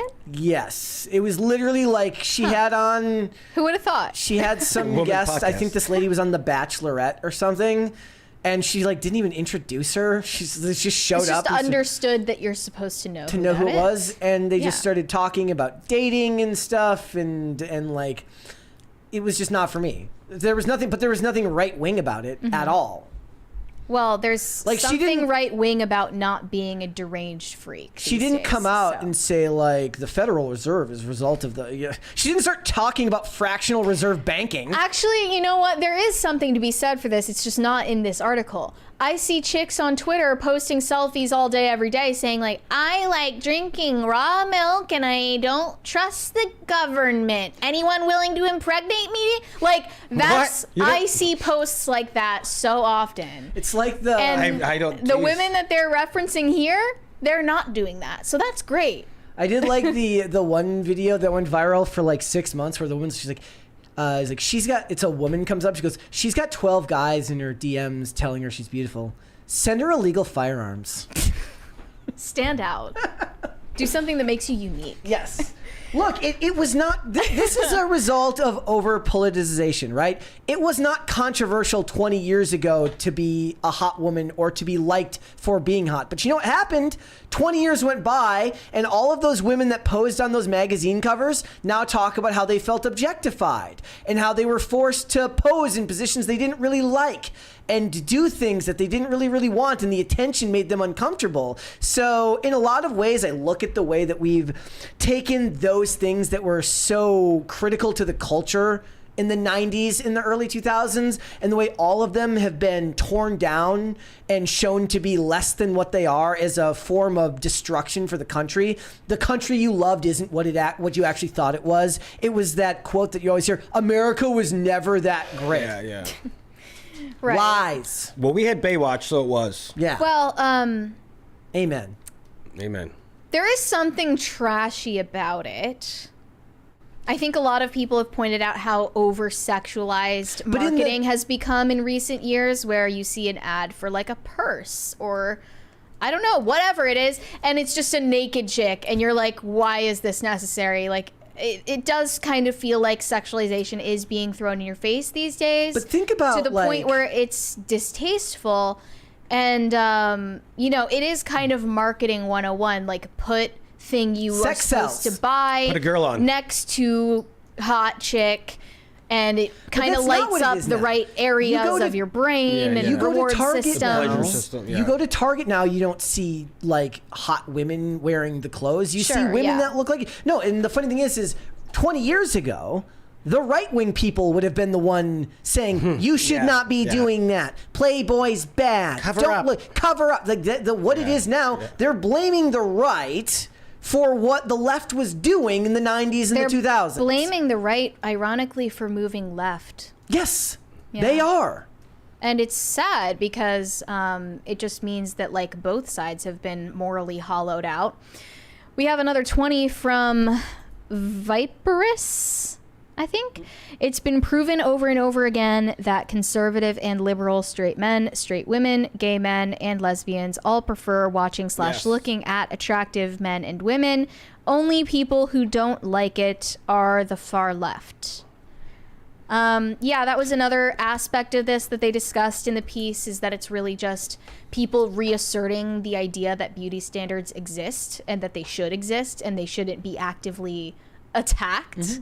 And it's never because that person is good at their job. It's because when you write the review for that movie, you get to say, look at this ugly representation. Look at how normal this person looks. Here's another fun fact. You watch any network television show in the last 20 years, sure, the stars of the show might look like above average, but most actors, you watch a crime procedural, plenty of people who just look like a slightly above average version of a normal guy. Like, I remember making a tweet back in like 2017 about this scene from the show Covert Affairs about this guy. He's like balding. He kind of looks like Xander Berkeley. I'm like, I bet you that's what actual spies look like. He if you put that guy in a different outfit, looks like he changes your oil. You know what the feminists in all of these universities would probably say to that is that the actresses don't get the same privilege. That is inherently untrue. If it was not true, Margot Martindale wouldn't be such a big actress. Sorry, you're wrong. Don't let her see this. Yeah. They said there's something titillating about seeing a beautiful young woman spouting right-wing slogans. Thank you for marketing lesson 101, Catherine Rottenberg of the University of London. There's something Another UK lady? They're all British for some reason. This is the craziest part, though. Catherine Rottenberg added, I am all for having lots of smart, articulate, and good-looking women as spokespeople for movements. As long as they're covered up like it's Sharia law. Wait for it. But we need a wide range of faces, ages, and body shapes. That's not beauty. Make it a wide beauty. I'm completely fine with the wide array as long as the wide array is all hot. Sure. Yeah. No, but that's the point. Like, that completely flies in the face of the idea that objective beauty standards even exist.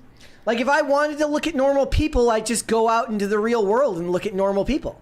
She said some people are considered conventionally beautiful, but when you have a pattern where hot girls are the faces of the movement, and when they're using tropes of bikini shots as a way of sending a particular kind of message, then that feels extremely regressive. Is she on her way to church? This sounds like a conservative woman in the 90s. Is she about to tell me? Suffragette. Is she about to tell me that I need to go to church and purify my thoughts? But also, these ladies are not—they're not spokespeople for anything. They're not iconic, at least that I know of. They're famous in their own right. Yeah. You know, Sydney Sweeney's famous in her own right. She's not just a mascot. And, you know, for what it's worth, Hawktua Girl is famous in her own right, too. She's not actually seen as a political mascot either. She has her own thing going on. Nor is she really inherently seen as sexual, despite the catchphrase. No, she's not. He said, these aren't just hot women. They're white women. Oh, son of a bitch. I forgot. Nobody liked Jessica Alba back in 2000. Everybody thought she was ugly. That's what it was. Mm-hmm. Yeah. It's a narrow and conventional definition of nobody sex appeal liked and Brandy, hotness. who we just talked about earlier. Nobody liked Brandy. Haley Bailey or Halle Berry. Nobody likes her. Yeah, no one liked Jennifer Lopez. No, all of these people were never liked. I'm sorry. No one liked Beyonce. You freaking whites. It runs counter to cultural change, reflecting an expansion of beauty standards to be more inclusive in terms of body size, race, and ethnicity, for example. It's all so tiresome. So they say politics is show business for ugly people. Yeah. I shudder to think what academia is. Oh, jeez. These people are ugly inside and out. It's ugly business for uglier people.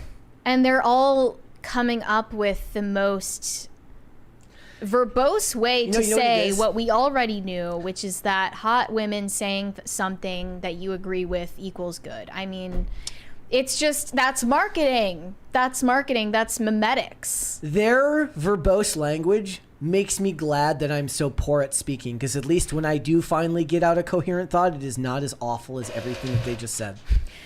Thank you. Thank you, guys. That was the perfect. I do like the yellow light. Perfect timing there. I do like the yellow light.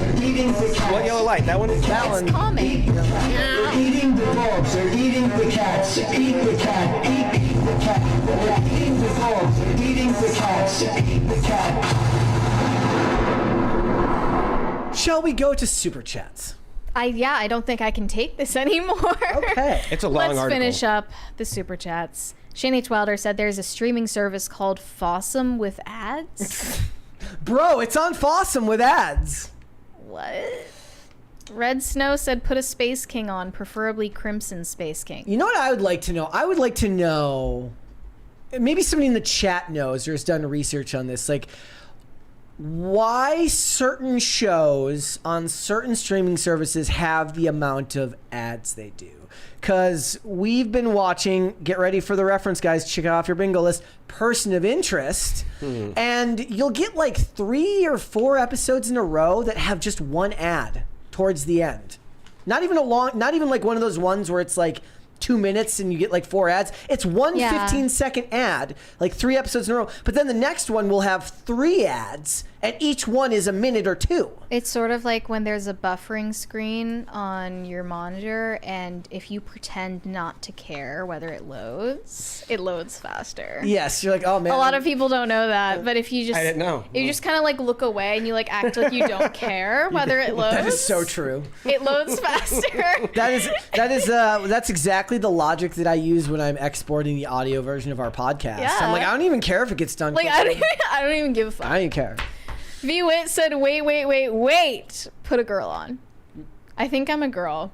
Shane H. Wilder said, sorry, Mary, Avatar was Nick. Great show, though. Oh, okay. I guess it wasn't on Cartoon Network. I could have sworn it was. But in that case, Adventure Time was definitely my favorite Cartoon Network show, even though it got kind of weird and not entertaining. That's a weird-shaped guy. He looks like a weird-shaped human being, Adventure Time. Or like, he is wasn't a human. Like a human. He was a human. But he has like a hat with ears. In the chat, Clearum says, Brett, you also forgot Zoe Saldana and Rosario Dawson. Yeah. Yes, they were. It's really funny. Rosario Dawson has been famous for like 2 decades now. Mm-hmm. So whenever they make these arguments that like people are just making inroads into representation, what she should be saying is like, hey, come on, chopped liver. But it's also like, I don't know. Like, okay, I see him. I feel like since the West has created most of the cultural output, you know, having Hollywood, like it's gonna be mostly white people. We are 70% in the movies, right?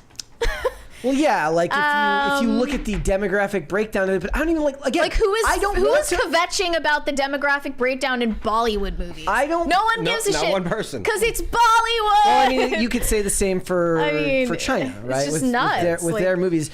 But like, here's the thing: like for American movies and stuff, people tend to care more about whether the person's famous. Like I maintain that as long as you pick people that people actually know and like, nobody's gonna care. However, like there's only so many of them to go around. Well, yeah, there are only so many of them, but also I did see people, you know, bemoaning the race swap of Shani, and Zendaya is like the most famous like Gen Z black actress right now. Yeah, So but nobody likes her. I thought they liked her. I mean, she's famous. I don't know, man. Like it seems I like said people like her. I said seems people like people like her well enough. And she doesn't have a track record of like strong performances in movies. Just because you've been in a bunch of stuff that people like doesn't mean you're the thing that people I like guess about it. I could say something Nobody likes you about Brandy, but it was a TV movie, so it doesn't matter. Well, also, but she was in a hit TV show that she starred in before that. Like, or maybe, yeah, like around Moesha was a very big show on UPN that she was the objective star was. In Euphoria, she might be one of the stars of Euphoria, but she isn't the star of Spider-Man. She's Yeah. just in Spider-Man with him. Yeah. Okay. Now, if you took another I wouldn't be able to think of like another actress that's her age. That would be a similar example. But Halle Bailey didn't have the credibility as an adult, and maybe the thing is that, you know, even because she was a star as a kid, right? Her and her sister, Halle Bailey. Yeah, Halle. But Halle Berry, if you put her in something, you know, she's Halle Berry. Right. Good point. You like maybe the idea is that it just takes longer to develop that track record. You need 15 to 20 years of making original content that people like you in before you start taking those roles, and then people say, "Look, I'm not concerned. I just like this actor." Yeah. Yeah. Decent. Yeah. What is Zendaya race swapping with? What's going on there? Well, Shawnee was not originally What's written Shawnee? as she was in Dune. Oh, okay, She's the love gotcha, interest yeah. in Dune. I'm not into Dune, but I love yeah, it. she was like not written as a black character. but- Rita, she's written as a Rita in brown the character, chat which- says she? that. yeah, they're Freeman. They live in the deserts, but yeah. Rita in the chat says her eyes are too far apart. I can't make that joke. Zendaya because, yeah, or- Zendaya. Or no, Halle Bailey, yeah. Halle. My eyes are too close together, so it doesn't matter.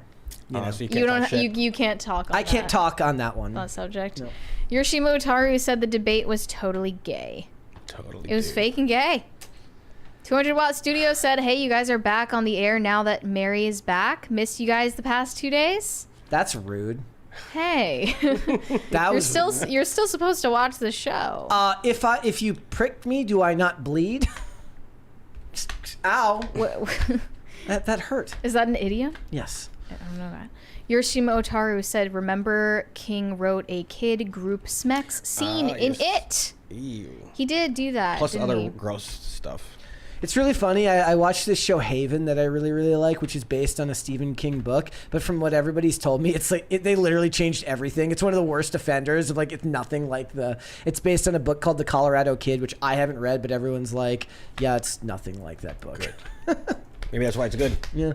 Oh, and by the way, it was one of my more recent IMDb trivia contributions that I made, where at the end of season 1, faux Audrey pulls a SIG P228 on real Audrey and Nathan, but then when season 2 picks up, it picks up right as that shot was still going on, and she's suddenly carrying a Glock 26, and I'm like, Do you understand anything? No.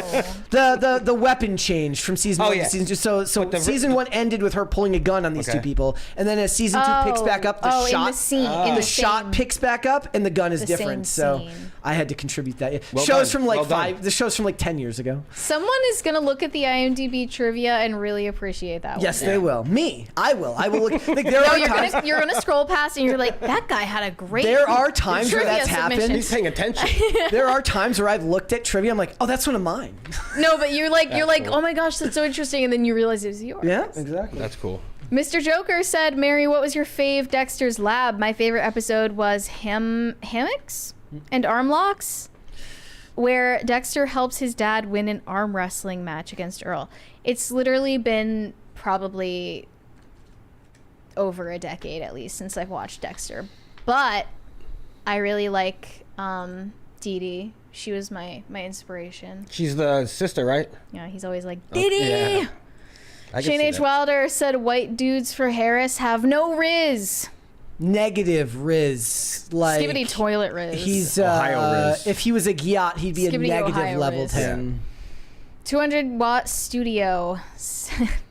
I'm not going to say that. For Harris, dude, dancing has to be satire. Also for that guy, I think what you'd say is he has a negative level aura.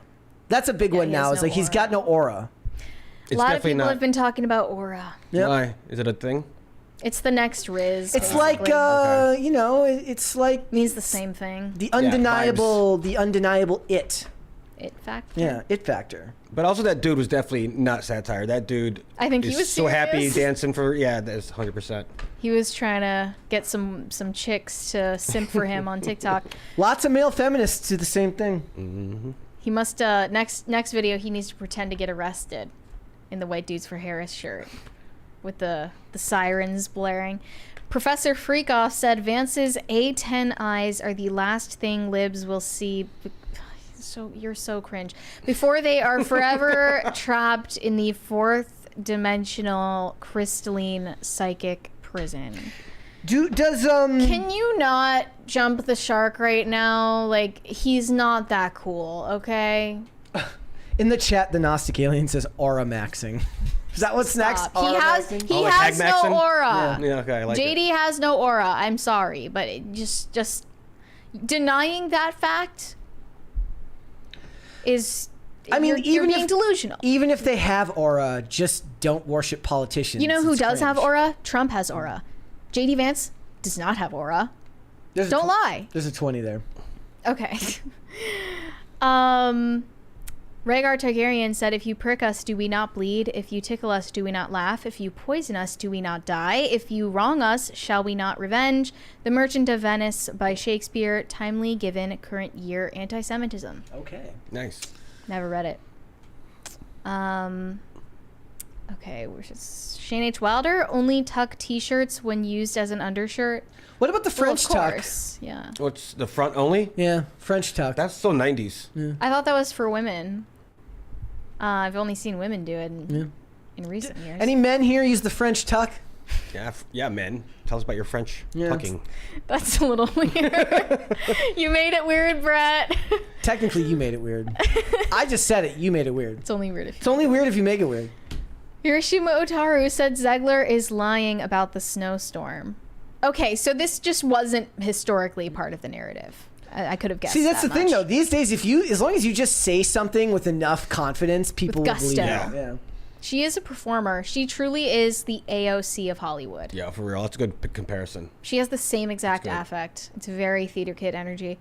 Rhaegar Targaryen said they should call it Snowbody Gonna Watch This. Hey. Oh! Got him! Oh! Wow. Yeah. You really got Disney there. Yep. Nate said I wasn't paying attention. Please start over. I can't do that for you, Nate. I'm sorry. You can rewind. 200 Watt Studio said Snow White was the daughter of Tony Montana and hid in his pile of coke while he was being shot at by rival gangsters. She was later named Snow White. See, we could just have her show up in The Penguin. Exactly. Oh. Cross universe. Oh, it was really funny. Like everyone's... I sent you this thing where they're shipping the Catwoman with Sophia from The Penguin. They're like, why are you doing that? They have the same dad. Please stop that. Well, yeah, they both have they do. Falcone's their dad. So it's like, could you please stop that? It's getting weird in here. The shippers always make it weird. Well, it's because none of the shippers know anything about the stuff that they're shipping. I mean, to be fair, I forgot that they did that in the Batman because I just wanted to forget that movie because it was so long. 200 Watt Studio said Snow White girls for Harris. I'm sure there are many of them. Way too many. Viperus said, funny, I've read the original Snow White and watched the Panto Disney movie and other versions, and Snow White was never caught in a snowstorm as a baby in any of them. So it was probably just some weird fan fiction. Well, that's what they do now. Did we read the Pop Culture Junkie one about color grading? Mm-hmm. Okay, just making sure. Professor Freakoff said, if an author's works say something deeper about them, then Stephen King should be locked up with Diddy for what he wrote in It. I agree. And what do you guys think? Does it say something about who he is as a person? Yeah, who writes that kind of crazy child you know, and in a couple of stories too, he's gone deep and weird and crazy in his brain. If it's happened more than once, then it says something about where their imagination goes at the very least, I guess. I don't know. I mean, obviously, it would be a bit of a stretch to say, you know, throw him in jail. No, I'm loath to the second you start, you know. I'm just saying, if I heard something about him later on, I wouldn't exactly be shocked. It'd be like, imagine my shock. Yeah. Surenko Productions said Brandy's email was written by someone else. Lol. You think? I don't know. How could Brandy do us like that? She just pushed it off on her publicist. What is Brandy doing these days? Is she doing anything? That's a very good question. What is Brandy? She kind of fell off. No, like I refuse to believe that. Potatoes for Seamus says meh. That is all. Thank you. Thank you. Shane H. Wilder said feminist fairy tale. I mean, like, in a fantasy land. I'm sorry, but this is why the 2000s were awesome, because that was a celebrity. That outfit is awesome. What year is this from? I don't know, but that There's no way that's from the 2000s. I'm just saying that this is a person that was famous in the 2000s. Yeah. Brandy was awesome. Well, what is she doing? Oh, okay. So I did remember they did mention where she said she would like to come back because they're remaking, or they're doing a continuation of I Know What You Did Last Summer, and like Freddie Prinze Jr. is coming back. Oh wow. I still know. Well, and Brandy said she would be willing to come back because she was in I Still Know What You Did Last Summer, and she did live. I still know what you did last summer before last. See, that's the thing. They called the sequel I Still Know What You Did Last Summer when it really should have been called I Still Know What You Did 2 summers ago. But that doesn't quite have the same ring to it. V. Witt said, I require unreasonable expectations from Brett, always. You got it. Shane H. Wilder said Mocha is just rehearsing before going on tour with her metal band, Mocha and the Derps. Ew. She's going to be opening for All That Remains, of course. Big Dave sent us 99 cents without a message. Thank you. V. Witt said, GD it, my nieces and nephews keep having babies. Today I became a great uncle for the 5th time. Damn, bro. Nice. Congrats. That's awesome. Heck yeah. Corey Anderson said, listen to Hot Mulligan, #1 hot new band. Why do I feel like I've heard of that before? Hot Mulligan? Sounds familiar. Golfing, you take mulligans. Potatoes for Seamus said, Mary, let's see your engagement ring. Ooh. She can't show you one if it doesn't exist. I don't know Or why. she has to keep it off just for you thoughts out there. Or those simpies. And look, I'm just saying, if Phil offers me concert tickets, like, I'm going. No. So. Yeah. Corey Anderson said Mary is dating Seamus. Uber Catholic kids incoming. Also not true. What's Seamus up to these days? He said he was going to be visiting soon, actually. He is. We're getting during the Halloween season. A room set up for him downstairs.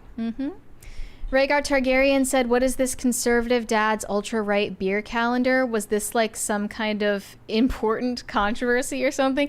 It was far from important. Important controversy is an oxymoron. It was a controversy that was extremely unimportant and really stupid.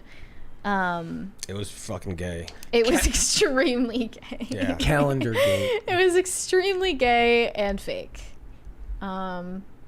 My main critique was just like, get some better artistic direction here.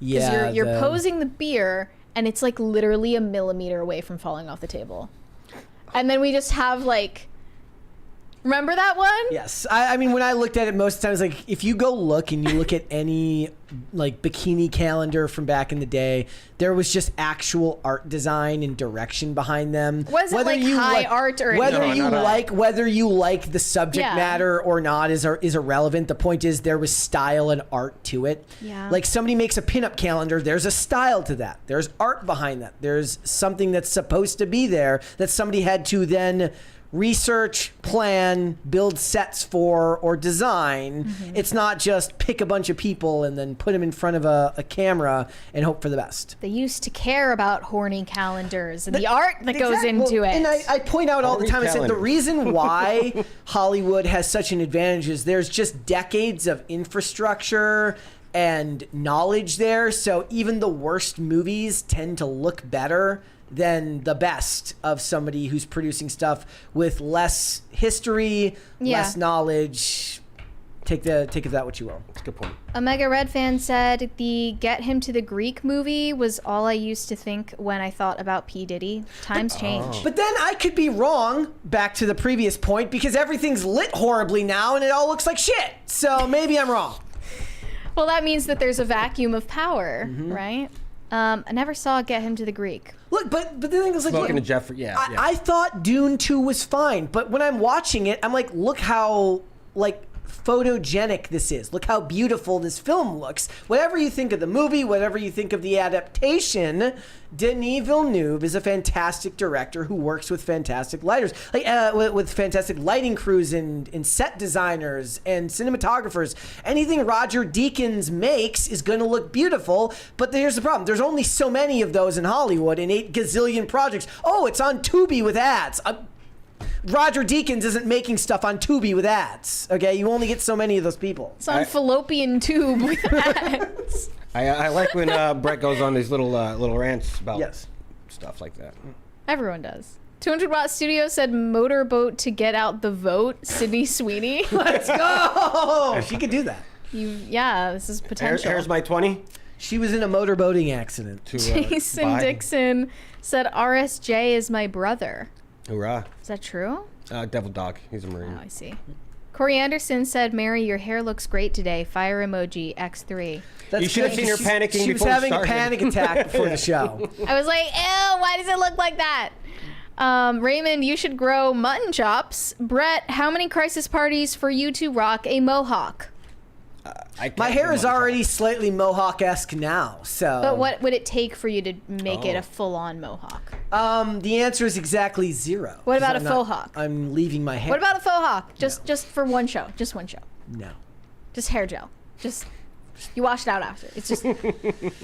No? I got some right downstairs. Nothing? It's not long enough. I mean, I leave and you all put on wigs and sunglasses and act like it's no big deal, but you won't gel your hair. My hair's not long enough to do it. Yeah, it is. No way. It's called a faux hawk for a reason. And it's a hard part on one side and it's a fade on the other, so it wouldn't work. Whatever. Okay, what about the I can't do mutton You're not chops. gonna My do shit it? don't grow. This is all I got. All right. Taxi Pilates said, Raymond, you're great on these shows. Keep it up. Thanks, buddy. Appreciate you. Not that John Stewart said, got my hoodie. Sorry, Brett. It's zip up. Welcome back, Mary. Oh, hey, Raymond. Hey. I think zip ups are objectively superior. I guess you can have them open too when it's not. Exactly. Well, that's the thing. I never allows zip. for temperature changes. The ones that I do have, I don't ever zip up because they don't fit right when I zip them up. What? They're always too tight when I zip them up. You can get a little bit oversized. I do. I buy my hoodies in an XL. Well, what's the deal then? I hate the zip. You get claustrophobic? Yes. But there's the thing, the pullover is more claustrophobic for me because it's harder to escape it. It definitely is harder to escape. Whatever. Up to you. Shane H. Wilder said, reset the person of interest counter. Back to 0, ladies and gentlemen. Wah, wah. Okay. Potatoes for Seamus said, hey, look, it's Salamander Cave Girl. I remember that. Hi. Never gonna live it down. Evan Gallus said, is Brett summer over? It's been over. It's been over for like a week. Yeah, we're in. The weather now. sucks. Yeah, out here it's just gray. Like Disney would love this. Disney wouldn't even have to light anything out here. They could just come out and start shooting because everything's freaking gray and boring looking. Well, today it wasn't raining when I came in today, so it was the first time in a week and a half. No But it rain. doesn't feel like autumn. It just feels like bleh. Like, I'm sorry, but like you go back and you watch old episodes of like CSI Miami and everything's bright orange and green. And Do you they say would orange? orange Or orange? milk rather than milk, which I do all the time. Milk. But the point is, they would talk about how when they made that show, they would like spray down the ground with water so it would always look like it had just rained, even though it was like bright sunshine out. Like, put some thought like that into your cinematography now. This was like a network show back in 2005. You guys can, as they say, do better. Do the work. Put in the work. Yeah. Red Snow said, why did you put a girl on? Who asked for this? Apparently, literally everyone. Literally no one didn't. Yesterday, 200 Watt Studio left a super chat that said, "Why would you do a show if Mary's not here?" Damn. So clearly, people were asking for this. Well, I appreciate that I'm appreciated. Potatoes for Seamus said Brett is the French Tucker for Mocha. I don't even know what that means, but it sounds wrong. Okay. Shane H. Wilder said men don't French tuck. It's gay like the French. It definitely sounds gay. Evan Gallis said shippers are from Alabama. A lot of them, yes.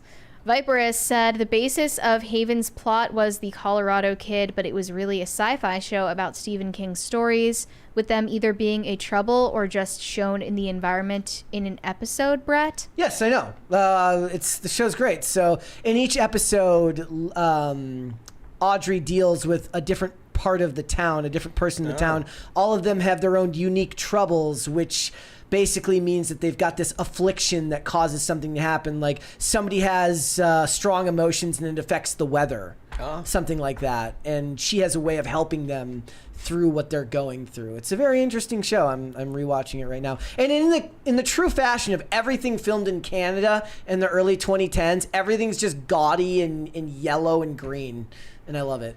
Not yellow and blue? No, it's yellow. That's what I like about it. It's like now everything's yellow and blue. I had a tweet a while ago. It's like there's like nobody, literally nobody, Canadians in 2010. It was just 4 shows and everything's just green and yellow. I never noticed stuff like that except when I'm watching the first Twilight movie and it's just blue. Yeah, like it's like you look at it, it's like why does everyone look like they have like some type of like iron deficiency right now? Why does everyone look emaciated? Mr. Joker said omelette du fromage. Dexter? I only know that fromage means cheese, right? Shane H. Wilder said, Mary, since you mentioned getting emails after buying the Trump hat, they sent me a Reagan calendar. Ooh. WTF am I going to do with that? I just wanted the hat. Maybe you should send it to Raymond. He seemed interested. You should send it to in the Reagan calendar. You should send it to Serge. Reagan bikini calendar, maybe. Okay. You should send it to Serge. Serge would love a Ronald Reagan calendar. He would love that. He's a big fan. Did you see the pictures of Jimmy Carter? Oh, of his 100th birthday celebration. Yeah. It's the most fucked up thing I've ever saw seen. The whole video. It's so disturbing. A little bit. Let that man rest. Yeah, you know? Bro, leave the dude in. Let him watch Jeopardy if he can even understand what's going on. Does he? Is he still like sharp or like is he like clear? Like does he know? He looks like that picture of Biden where his mouth is open that everyone used as a meme for like a year. He looked like the Crypt Keeper too. Yeah. That's gonna be Biden in like 2 years. Yeah. So cool. Actually, that's probably him most days now when they're not shooting him up with the CIA super drugs. I need me some of that. Yep. High Voltage 75 said, I'm glad Zegler has come out of the woodwork and started running her mouth again. I enjoy when you guys dunk on her. I do want to point out again that, to be fair, we liked the Hunger Games movie that she was in, and I thought she was fine in her role in Shazam 2. Granted, nobody liked that movie but me. But she's fine as an actress. She's just a PR person's worst nightmare. Yes. Yeah, big time. Like she's literally the meme of like her PR person. It's the meme of not Brad Pitt, of what's his name? Married to Jennifer Lopez. Brad Pitt. Ben Affleck. Yeah, it's like she's literally the meme. Has to step outside to smoke every time she says. Yeah. V Wit said, last word in, prove me wrong. Well, you're not the last word because there's more super chats after that. The Last of My Kind is the next one, I believe. Yep. I don't see that one yet. It says Texas has 4 seasons: almost summer, still summer, and Christmas. Yep. It's 93 today in Houston. That sounds awful. That does sound really awful to me. Because it detaches you from reality. We're getting close, guys. We're like right by a 4th crisis party. Nate said, Brett, your face just had me rolling, dude. What face? That cute ass mug on him. I don't know what I did, but I'm sure it was hilarious. It's like okay. Shane H. Wilder said, this is true. 91 in Austin. Ugh. Jeez. Red Snow said, I declare last word. Well, I declare the last word doesn't come until somebody declares it with a 4th crisis party. That's what I want. Until then, you get it. Nope. High Voltage 75 said, for Brett's hat. Wait, what's this? Oh, so it's a Viking saying. Like I'm not following this year. Supposedly they haven't lost yet. Yeah, they're 4-0. Remember, it's a Minnesota sports team, which means there is ample time for them to let you down, which they will. Do the Ron DeSantis. Do it. You're not on camera. Nope. You have little teeth. That's what he does? And he'd be like, I will not let you down. That's going to be us when we change the thumbnails. That's going to be us when we change the thumbnails and we have to be in the thumbnails. Where you're like, yeah, they don't want that. no. One more from Mr. Moose Knuckle says, sorry, eh? Eh? Oh, we have another from Corn Pop. Only knowing is unknown. Deep. Are you All unburdened by what has been? Or is that what it is? Is that what the saying is? I think that might have gotten us. Isn't it great that Kamala's big saying is like, it's kind of like a perfect representation, encapsulates all of politics, which is just saying a bunch of gobbledygook that's not actually saying anything at all. It doesn't mean anything, yeah. It doesn't actually mean These anything. are words coming out of my mouth. I like her explanation of Venn diagrams. But I mean, that's because she loves them so much, so she's good at that. She loves Venn diagrams. And there's two circles, and then this circle. I'm a person, and you're a person. Them. All right, there's a couple more there. Rhaegar Targaryen said Mary does it better. Does what? The face. The Ron DeSantis. The Ron DeSantis. It's because I have that pain. I have that pain in me. Okay. VWit said, nope, last word is mine.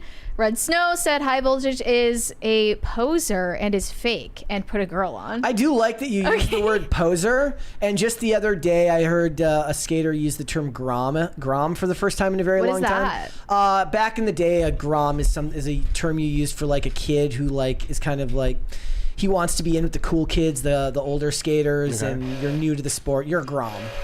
Nate said no, Brett carries this show. We both carry the show. Indeed. Actually, that's not true because look, the viewership jumps when Mary comes back. So I mean, we all know that the money guns are the real reason that anyone is here. It's Rachel Zegler. That's the real reason you come to this show. Okay, Olvin McGoth said skull literally just means bowl, and it's great. Okay. Shane H. Wilder said, look, I'm not doing the DeSantis meme anymore. I already did it with Mary and Kellen. I'm not re-downloading the clip. I actually just deleted it from my phone because I was like, I'm never going to want to see this again. Perfect.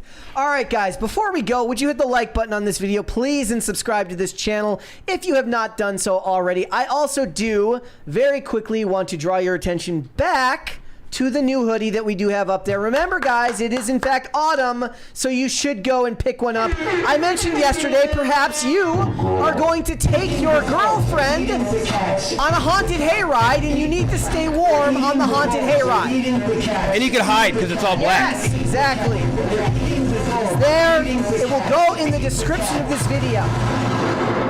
Get that hoodie, folks. You should go and pick the hoodie up. It is good looking. I like the black logo. I like it. I dig it. All right, Raymond, where can they find you? All right, guys, you can find me here whenever I come back, and otherwise on X soon, I'm sure. At X at Raymond G. Stanley, and tonight I'm on IRL. Perfect.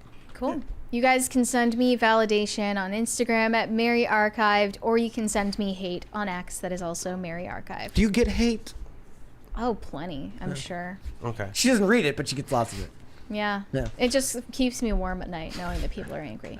All right, guys, if you'd like to follow me, Instagram and Twix at Brett Dazovic on both of those. No hate for me. I want nothing but positivity and moral support. Positivity only. Yeah, I like positive vibes only. You're not allowed to send me any. It's the most, talk about utopian worldviews. I don't want to ever hear anything negative, just nothing but positivity. And to do that, at Brett Dazovic on both of those platforms. This show is here 5 days a week, Monday through Friday, 3 p.m. Eastern Standard Time, noon Pacific. We are on Amazon Music, Apple Podcasts, Pandora, and Spotify. If you would prefer to listen rather than watch the show, and if you want to follow the show on social media, we are on Twix at popculture_show, Facebook and not TikTok because we were banned on TikTok at Pop Culture Crisis, and on Instagram at Pop Culture Crisis Pod. I want to remind everyone that we will have Vera Dark back in the studio this Friday, and we will be reviewing Joker Folie à Deux. So it's going to be a whole lot of fun. I saw people disagreeing with me about my